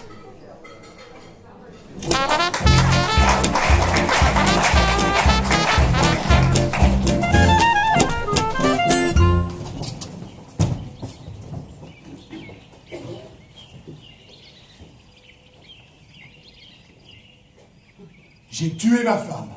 Ah, bon. Cela n'a pas l'air de vous émouvoir. Bah, pas tant que ça, non. Tuer sa femme, c'est finalement assez banal, hein, j'ai déjà vu. Quand même, vous avez fait plus original, vous? Ah, certainement. Voyons cela. J'ai tué le poète qui est en moi. Ah bah, en effet. Et ce n'est pas tout, hein. Je suis multirécidiviste. C'est-à-dire? Bah, ensuite, j'ai tué la poule aux œufs d'or. Aïe. Puis, avec mes amis au football, j'ai complètement tué le jeu. Diable. Plus tard, avec mes enfants, je me suis tué à répéter 10 fois la même chose. Quelle hécatombe. Sans compter que plus d'une fois, je me suis tué un doigt en bricolant. Alors, les coups de marteau, ça ne pardonne pas. Ah, je ne vous le fais pas dire. Et maintenant? Oh, je fais comme tout le monde. Je tue le temps. Et vous? Pardon? Bah, quels sont vos projets? Rien de précis. Tuer ma femme étant le but principal de mon existence, alors, depuis que je l'ai atteint, je ressens comme un vide. Bah, joignez-vous à moi. Vous croyez? Ah, mais bien entendu. Plus on est fou, mieux on tue. C'est tentant. Bah, tuons le temps ensemble, je vous dis. Nous réussirons peut-être à avoir sa peau si nous unissons nos efforts. Alors, quant à cela, permettez-moi d'en douter. Hein. Voilà des siècles, que dis-je, des millénaires, que les gens essaient de tuer le temps. Et le bougre, il a toujours mon pied bonheur. Tiens, je dirais même plus, c'est toujours lui qui finit par nous avoir. On a l'impression que ses réserves d'heures, de minutes, de secondes, sont inépuisables. Certes, mais c'est à la taille de l'adversaire que se mesure la grandeur du combat. Ouais, bah, c'est pas ce que semblait penser ma femme avant que je la... Enfin, bref, vous avez un plan? Pourquoi? Bah, pour tuer l'autre, là, le temps. Bah, il n'y en a qu'un, hein. Ouais. Occuper le terrain. Ouais, mais encore. Donner l'impression que c'est nous qui maîtrisons les secondes et pas lui, que c'est nous qui le calculons, le nier, faire comme s'il n'existait pas, ne pas dire par exemple il me faut du temps mais j'ai tout le temps devant moi, ne pas éviter les montres, horloges, cadrans, et si on vous pose la question quelle heure est-il à répondre disons, tiens, l'heure qu'il était hier à la même heure. Non, non. Ça, c'est reconnaître son existence au temps, sa régularité, son inexorable avancée. Non. Si on vous pose la question qui, finalement, est assez fréquente, bottez en touche et répondez « Ah, il n'y a pas d'heure pour les braves !» Ah ouais, mais c'est pas mal, ça. C'est vexant pour le temps. On l'ignore, là. Vous avez compris. Et du même coup, on se situe dans le camp des braves, et ça peut toujours servir. Astucieux. Alors, vous avez d'autres conseils de cette qualité? Quantité. Mais encore. Quantité de conseils de qualité. Dites vite, je suis impatient de les entendre. On n'accumule jamais assez d'armes contre le temps.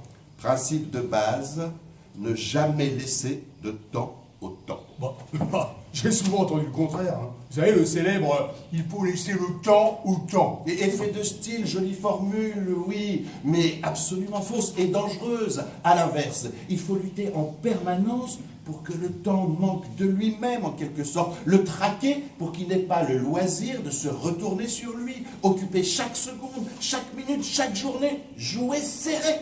D'accord, mais comment faire? Ah, il y a une recette radicale. Dites vite. Le théâtre.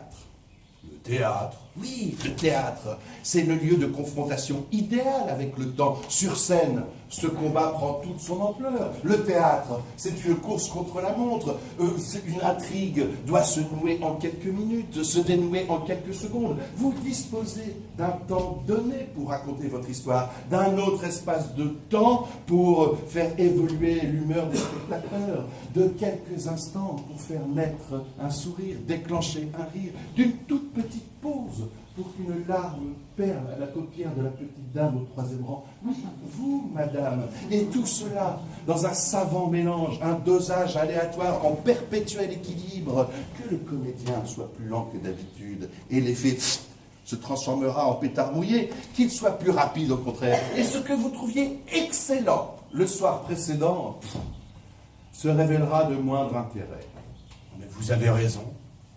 Je n'y avais vraiment jamais songé auparavant. Si nous voulons vraiment nous battre contre le temps, faisons du théâtre. Voilà. Quelle découverte! Mais quelle révélation! On l'apprend à tout âge. Oh, et moi qui cherchais des moyens compliqués, des chemins impossibles. Avec vous, les choses paraissent tellement plus simples. Finalement.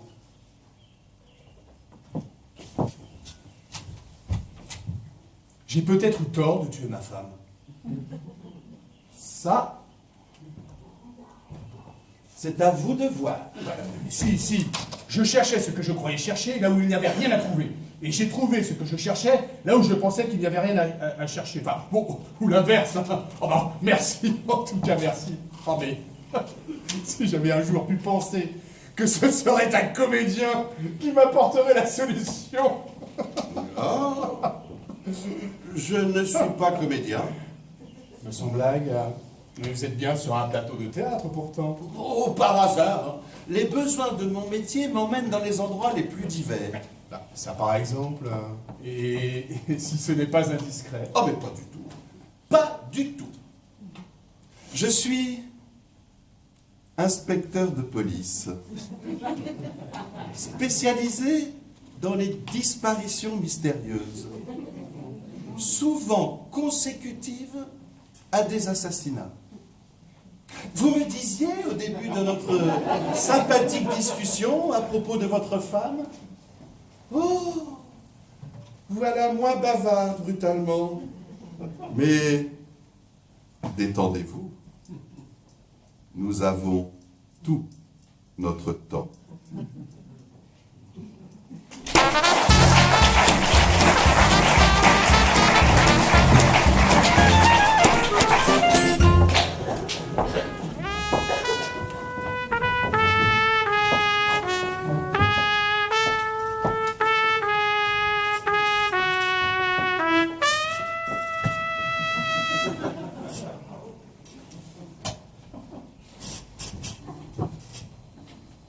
Monsieur le directeur, vous m'avez fait remarquer avec une ironie que je qualifierais d'un tantinet mordante, que je venais d'enterrer ma 3e grand-mère en l'espace de quelques mois, et que j'étais par conséquent malvenu en ma qualité de représentant élu du comité d'entreprise à exiger un jour de congé supplémentaire au titre de la récupération du 14 juillet dernier, qui tombait malencontreusement pour les salariés un dimanche. Je ne vous ai pas répondu publiquement, monsieur le directeur, ne souhaitant pas vous mettre dans l'embarras devant vos administrateurs.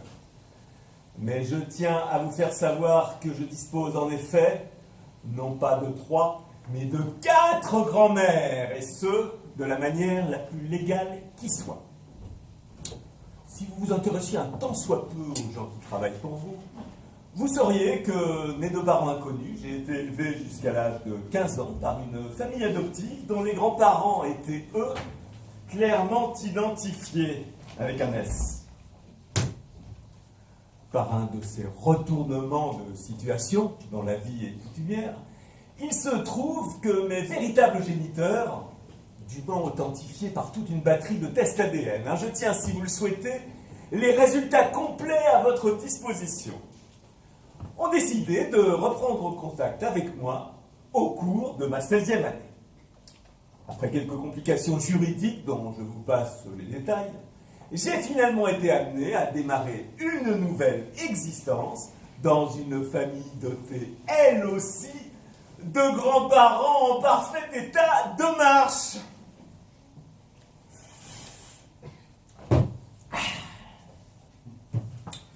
Vous conviendrez, monsieur le directeur, qu'on ne puisse balayer d'un simple revers de la mémoire 15 ans de vie commune particulièrement riche. J'ai donc gardé d'étroits contacts avec ma première famille. L'homme intelligent que vous êtes calculera donc facilement et conviendra aisément que le chiffre de 4 grands-mères correspond à la plus authentique réalité à la ligne. Il en va de même pour les grands-pères, dont 3 sont encore de ce monde, car j'ai eu la douleur de perdre le premier, avant d'avoir la chance d'intégrer votre entreprise. Je souhaite longue vie à ma grand-mère rescapée et à mes 3 autres aïeuls, mais si, malheureusement, j'étais amené à nouveau, dans les mois qui viennent, à vous demander un congé pour cause d'obsèques, je vous serai gré de bien vouloir garder vos remarques désobligeantes pour vous. Et je vous conseille de réfléchir plus efficacement avant de vous moquer de vos employés. Avec mes salutations respectueuses, Raoul Le Merle.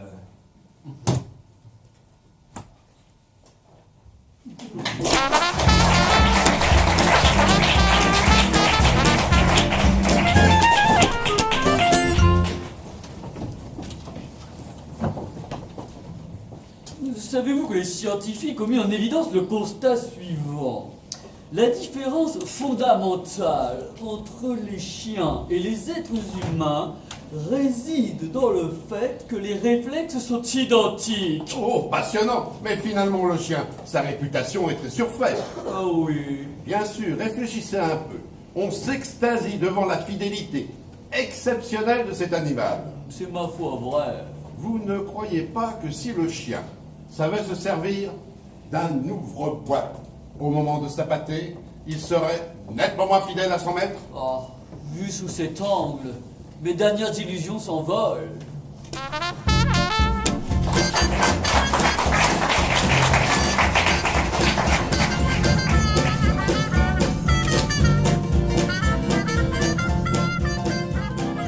Mesdames, Messieurs, je suis le directeur. Aujourd'hui, notre époque est à la vitesse, la rentabilité, la précision, la concision.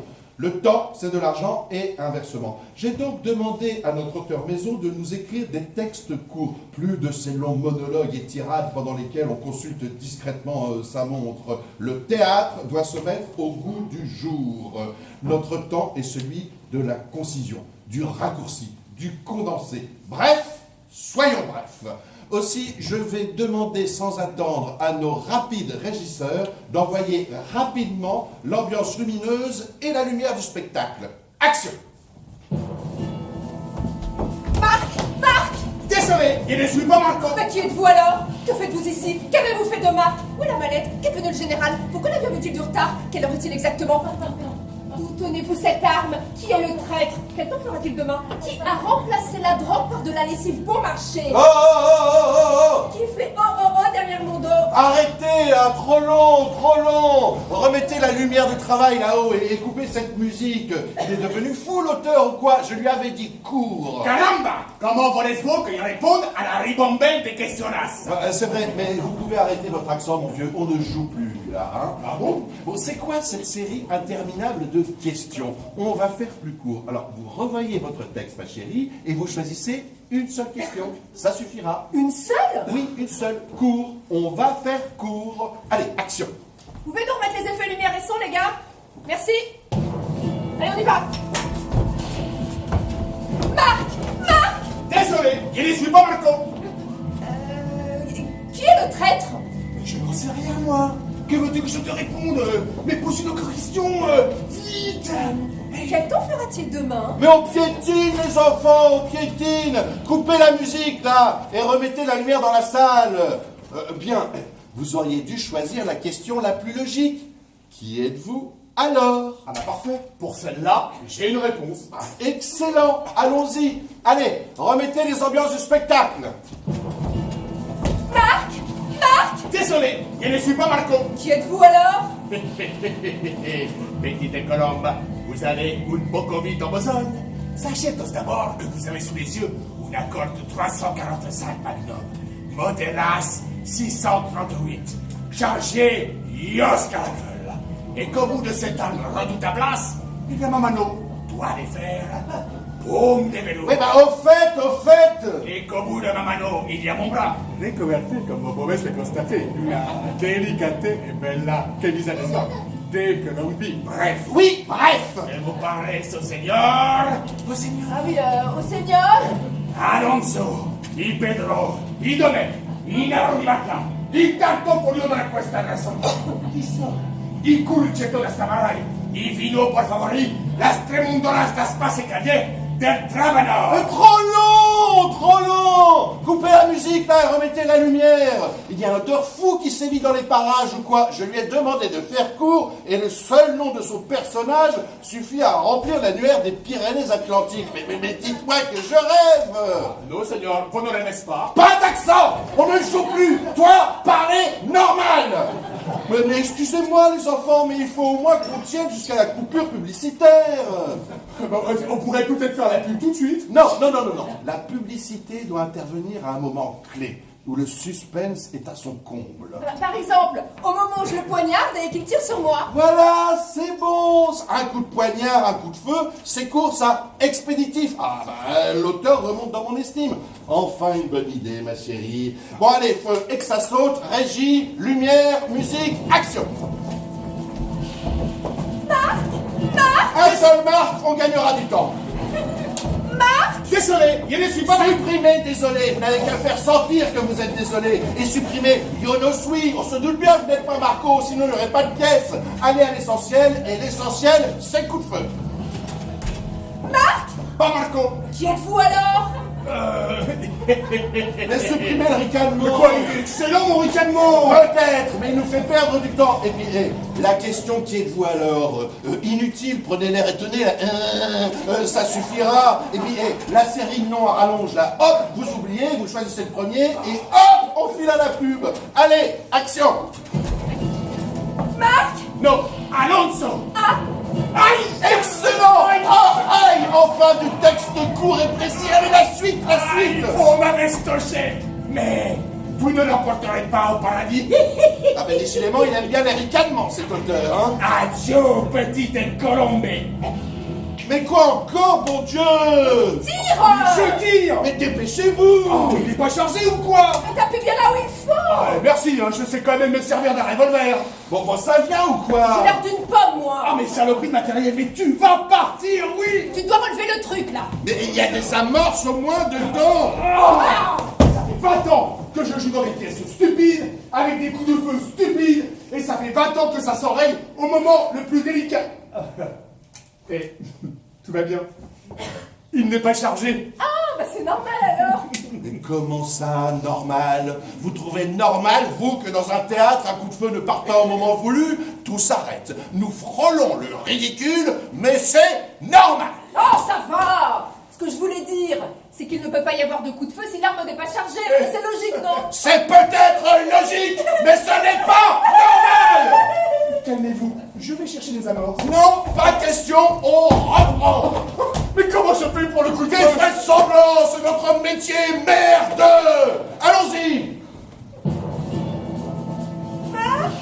Non, Alonso. Aïe. Bon.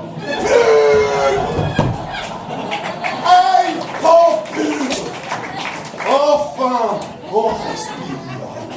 Allons-y les enfants, et prenez tout votre temps, hein. Faites durer, tranquille, calme. C'est le moment le plus important du spectacle. Madame, monsieur, chers spectateurs, les lumières de votre soirée c'est la générale d'électricité.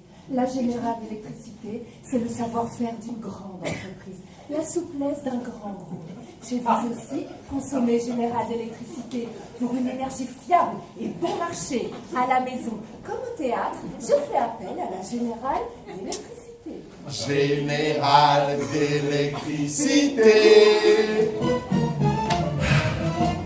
On est tombé bien bas, à toi. Et le texte n'est peut-être pas fameux, mais au moins celui-là, il rapporte. Bon, et allez-y, mon vieux, et sans précipitation. Hein. Étrange, on ne fait pas court, là. Et pas de mauvais esprit. Plus la pub est longue, mieux mon théâtre se porte.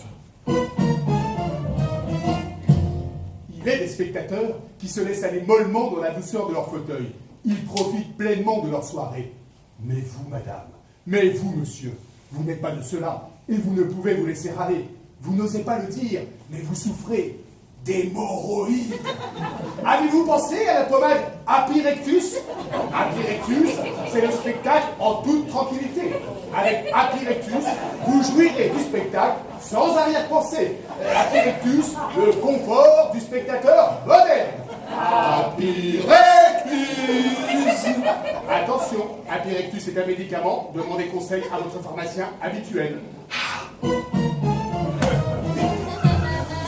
Catastrophe! Oui, mais une catastrophe qui va me permettre d'honorer votre contrat. Et puis ne faisons pas la fine bouche, j'estime quand même que c'est le moment le meilleur du spectacle. Merci pour nous. Est-ce que vous vous sentez fier d'avoir fait quelque chose de bien, vous, ce soir, avec votre accent lamentable, votre pistolet silencieux, vos « Marco, désolé, Alonso, aïe, le poignard !» Bon, et bien, inutile d'aller plus loin, maintenant que la pub est passée. Hé, là-haut, on arrête tout, tu peux remballer.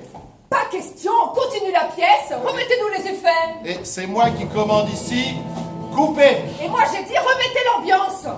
Arrêtez, c'est fini. Pas question, ça commence, envoyez. Coupez. Envoyez. Coupez. Envoyez. Coupez. Ah, quand même. Ah, apparemment, on nous fait parvenir un message. Ah, mais éclairez-moi, mais qu'est-ce que vous êtes gourd? Ah, donnez-moi ça.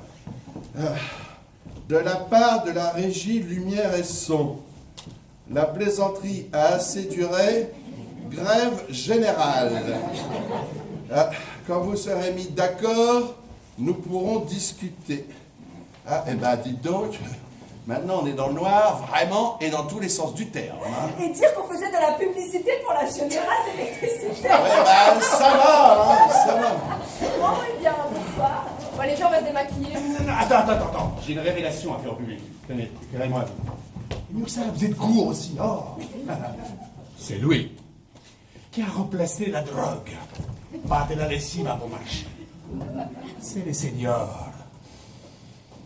Oliveira, Zapato, De Sinistra, il Capista, il Tamburinada del Fredo del Povero, il Florida de Sevilla.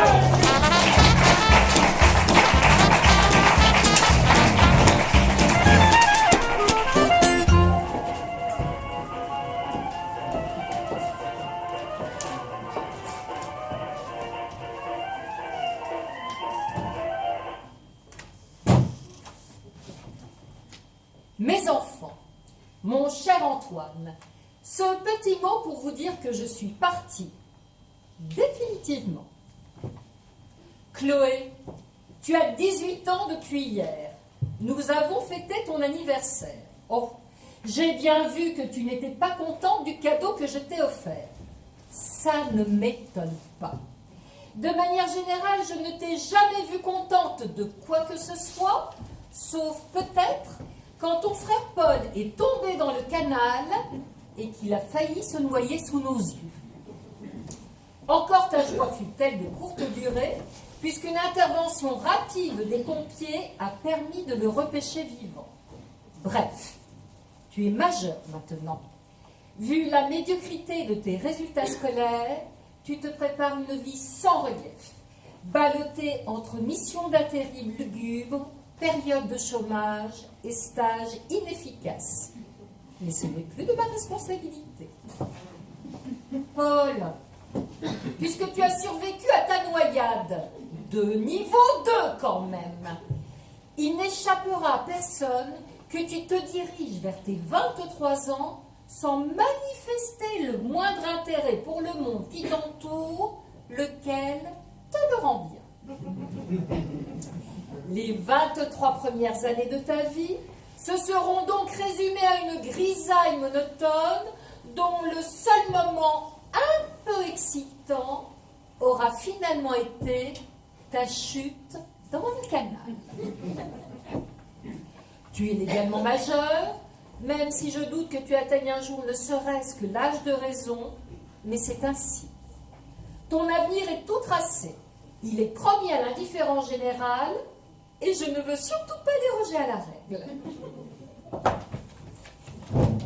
Antoine, enfin. Depuis le jour où je t'ai croisé au cercle hippique, j'ai définitivement perdu confiance dans la race des chevaux et dans celle des hommes. Après 25 ans de vie commune, j'ai acquis la ferme conviction que tu ne t'intéresses qu'à une chose, ta voiture. C'est pourquoi, bien que je n'ai jamais eu aucun goût pour tes veaux à boîte automatique et siège tout cuir, je t'ai quand même emprunté celle que tu viens d'acheter, alors que tu n'avais pas fini de régler le crédit de la précédente. Pour la foutre dans le canal. Je ne te dis pas exactement où, bon, ce serait trop facile, mais puisque tu es ami avec le chef de la police municipale, dis-lui de faire draguer le bief entre les deux écluses. Bon, il n'y a guère que 17 km. Ça promènera son équipe de bras cassés qui auront enfin l'occasion de justifier leur salaire. Voilà. Bonne journée. Pour midi, vous avez des lasagnes dans le micro-ondes. C'est prêt. Il n'y a qu'à appuyer sur le bouton. Pas plus de 4 minutes. Après, débrouillez-vous. Maman.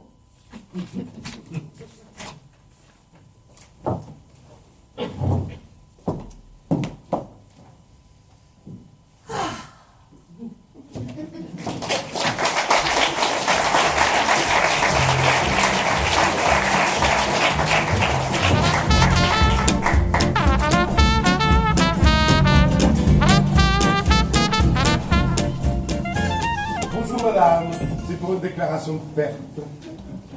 Je vous écoute. J'ai perdu le nord. Cela remonte à quand? Qu'est-ce que vous entendez par là?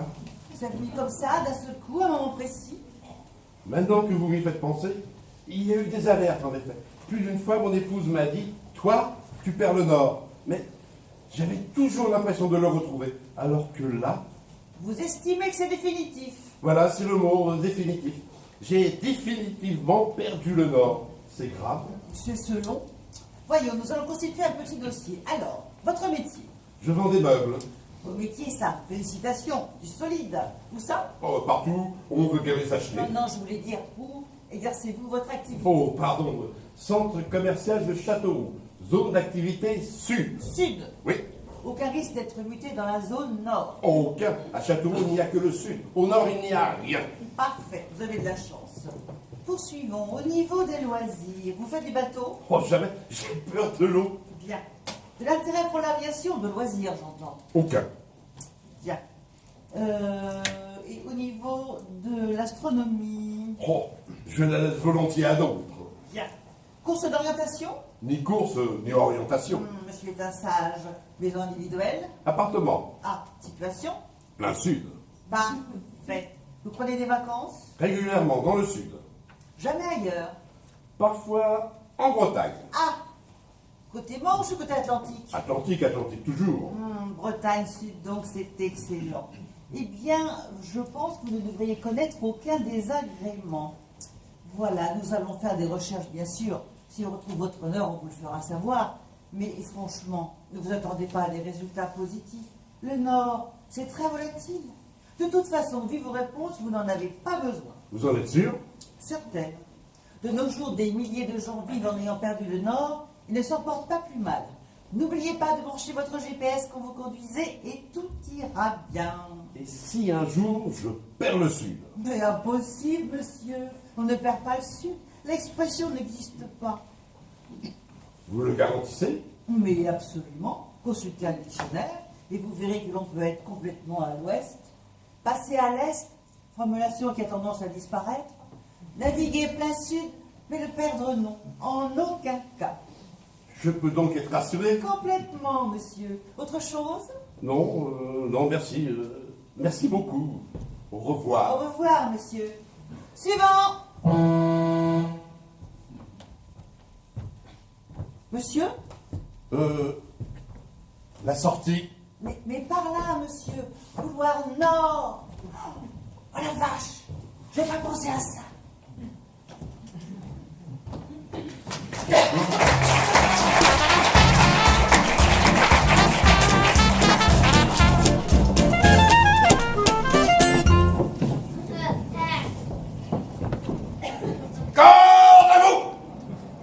J'y vois rien, sergent, à cause de ces satanés projecteurs. Ils sont au garde à vous?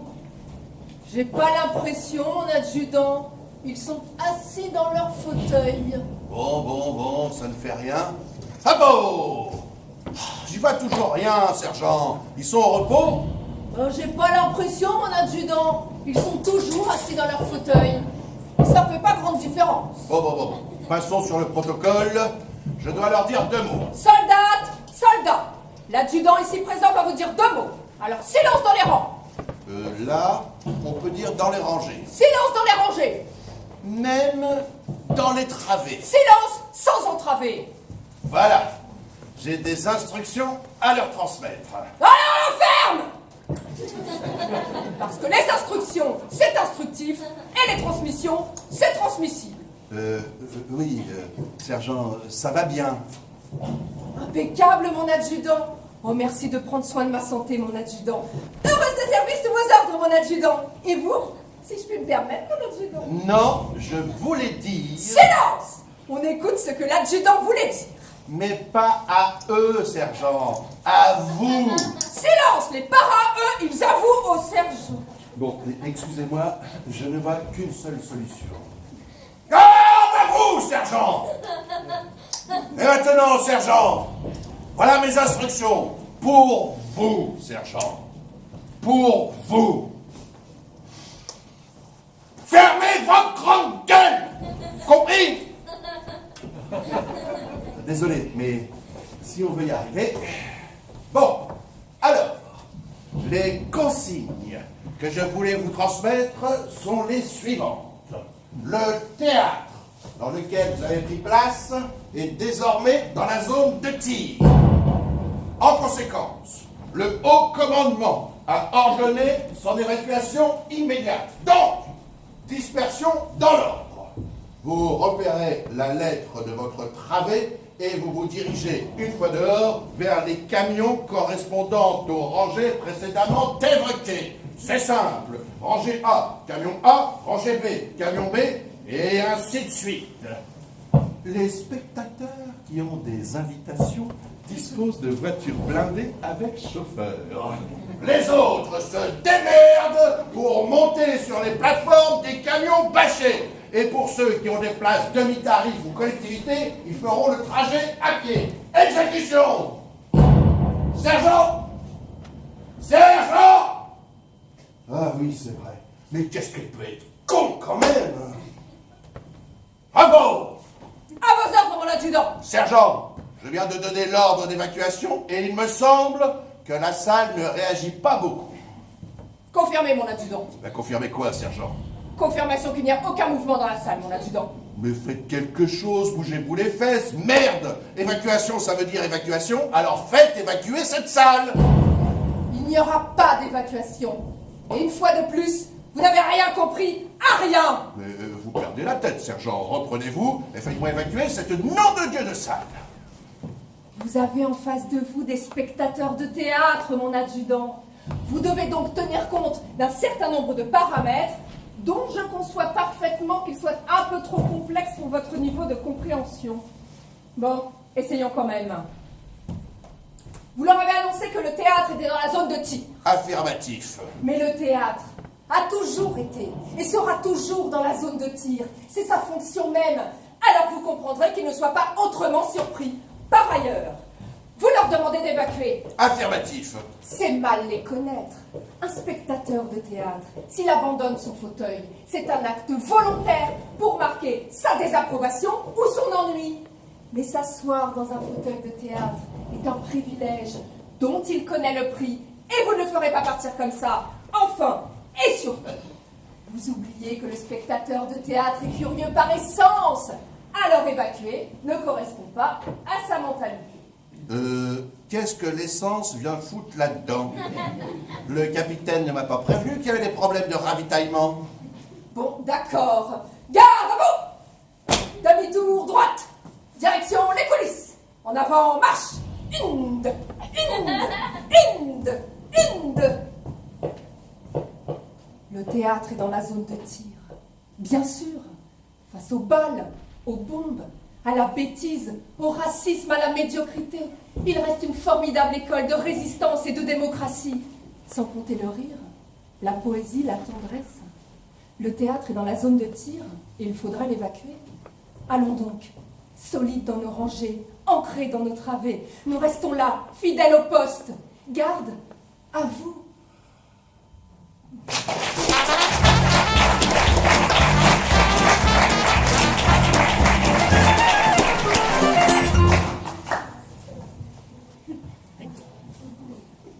Écrire une pièce de théâtre, ce n'est pas si facile.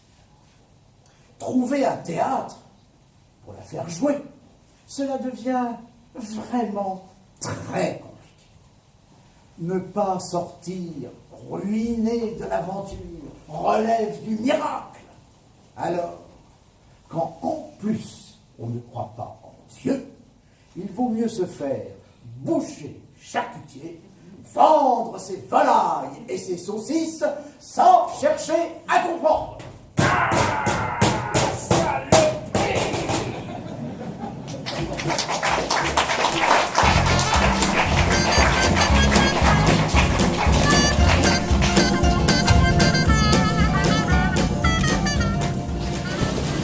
Alors, où en sommes-nous? De l'eau partout, monsieur le premier. Les cases inondées, les parkings envahis et les sous-sols impraticables. Et ça monte encore. À quelle vitesse? Lentement, mais sûrement. Moins vite qu'au début, mais inexorablement. Oh, n'utilisez pas d'adverbe définitif, monsieur l'envoyé. Rien n'est inexorable, sauf la mort. Justement. Justement, pourquoi?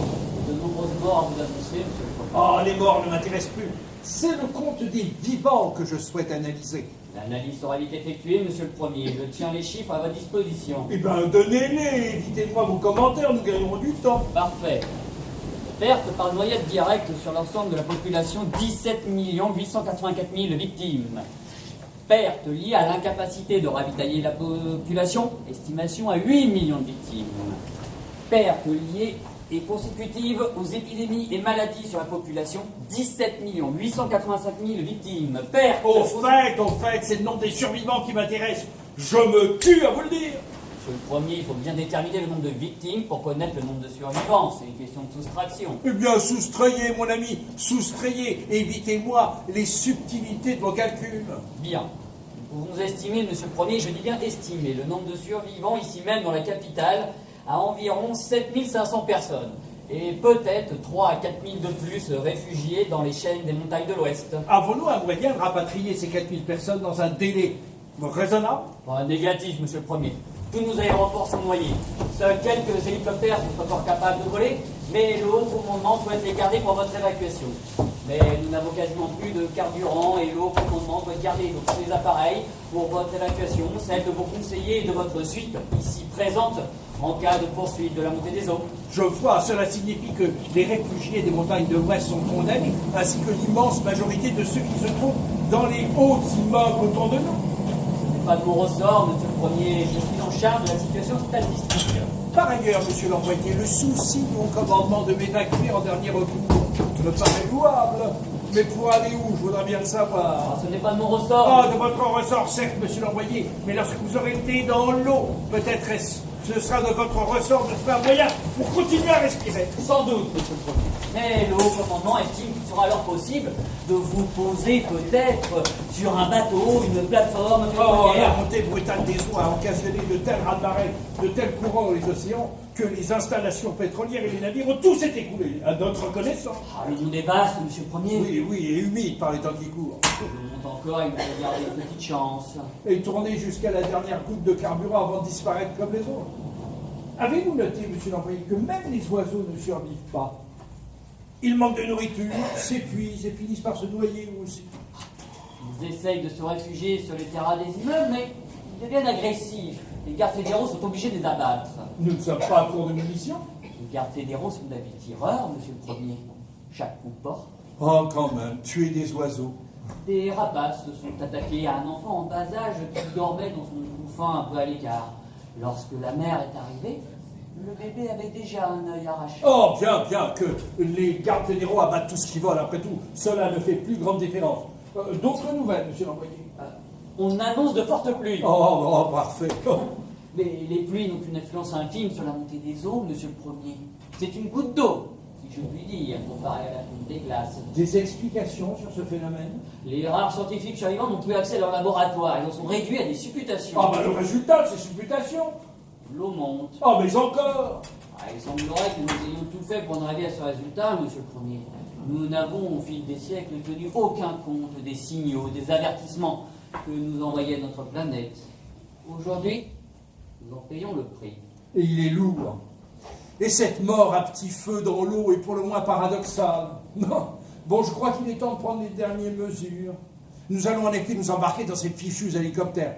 Je vais vous confier la lourde tâche de sélectionner ceux qui auront la chance de vivre quelques heures de plus que les autres. Autre chose. Je vous écoute, monsieur le premier. Trouvez-moi un expert en communication. Oh, je sais bien que tous nos appareils, nos réseaux sont sans doute hors de service. Mais qu'il se débrouille pour essayer jusqu'au dernier moment. Je dis bien jusqu'au dernier moment. D'envoyer un message d'alerte à cette planète bleue que nous avons si souvent observée. Comment s'appelle-t-elle déjà? La Terre, monsieur le premier. C'est ça, la Terre. Nom étrange pour une planète composée essentiellement d'eau comme la nôtre. Ah, je crois qu'il est de notre devoir de les avertir. J'ai cru comprendre que sa structure est très comparable à celle que nous connaissons ici. Alertons-les, qu'ils évitent nos erreurs. C'est une mission prioritaire, monsieur l'envoyé. À vos ordres. Parfait.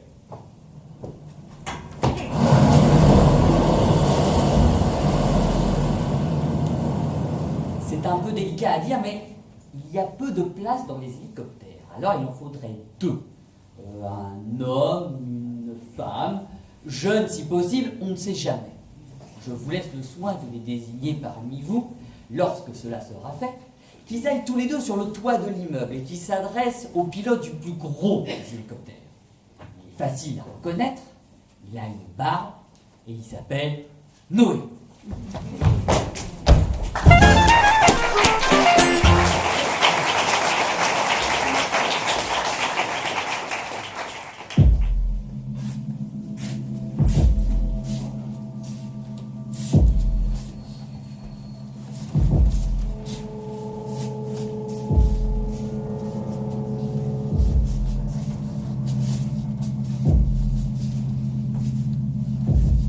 Regardez-moi tout ça, moi, quelle découverte! C'est un temple, une église.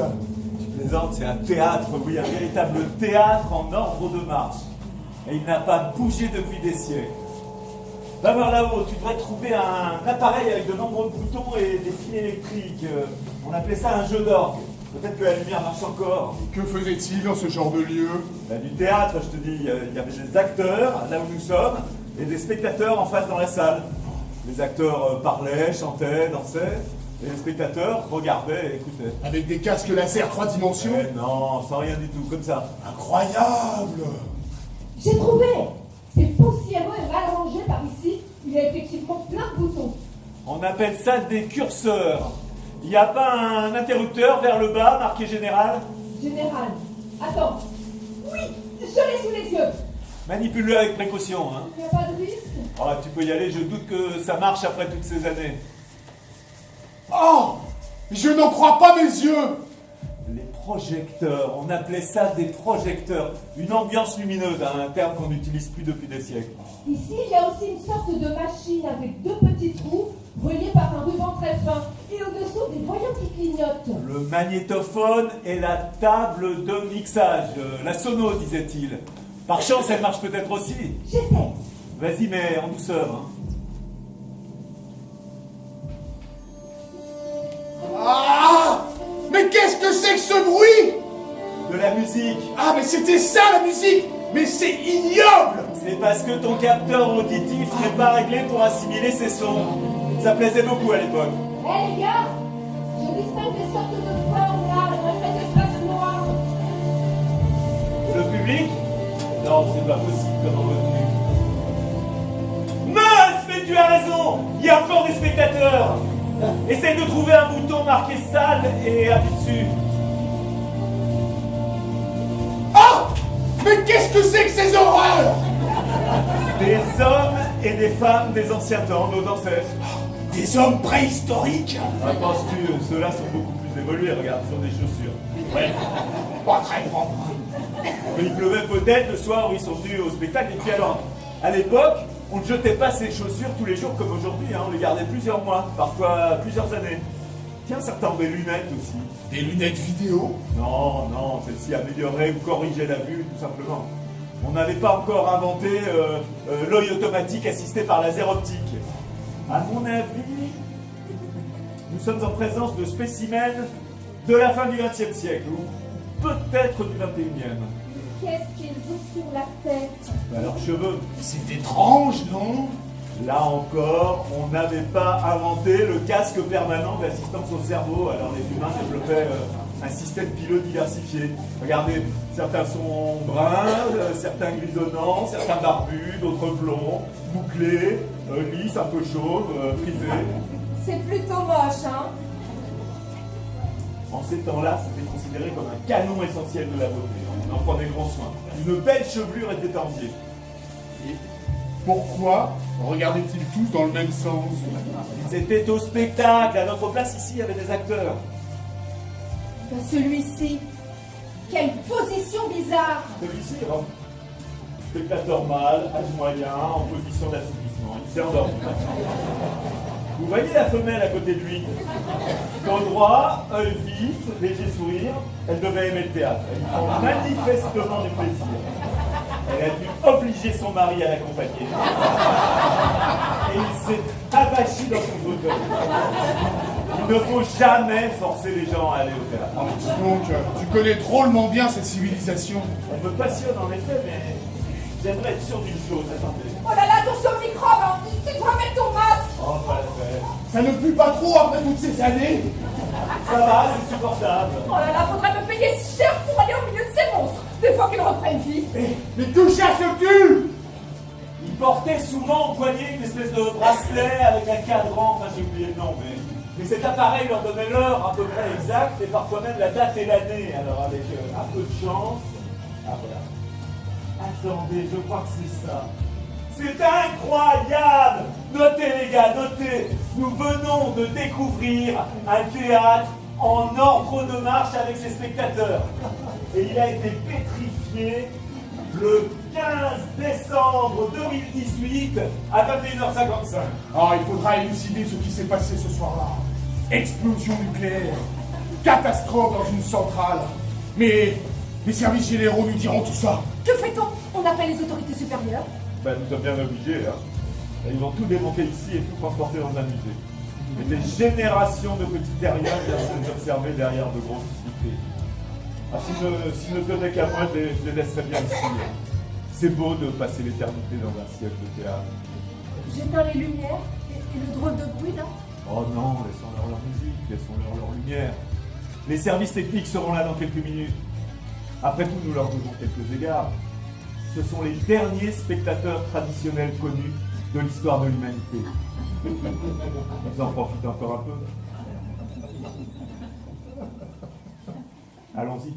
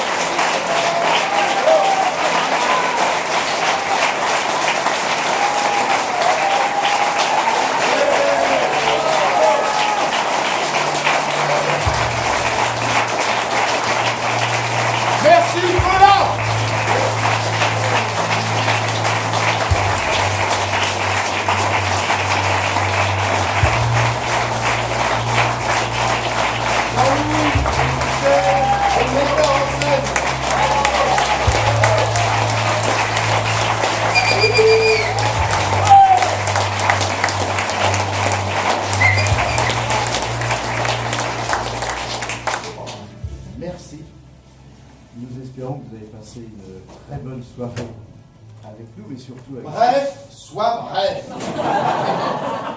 Traduction. Vous voulez sonner à la monnaie, l'autorisation police très bien, vous peut-être plus long. Je voulais parler de Jean-Paul Allègre, bien sûr. Nous estimons que Jean-Paul Allègre, qui est peu connu en France, mérite d'être découvert. Voilà, merci encore. Et puis...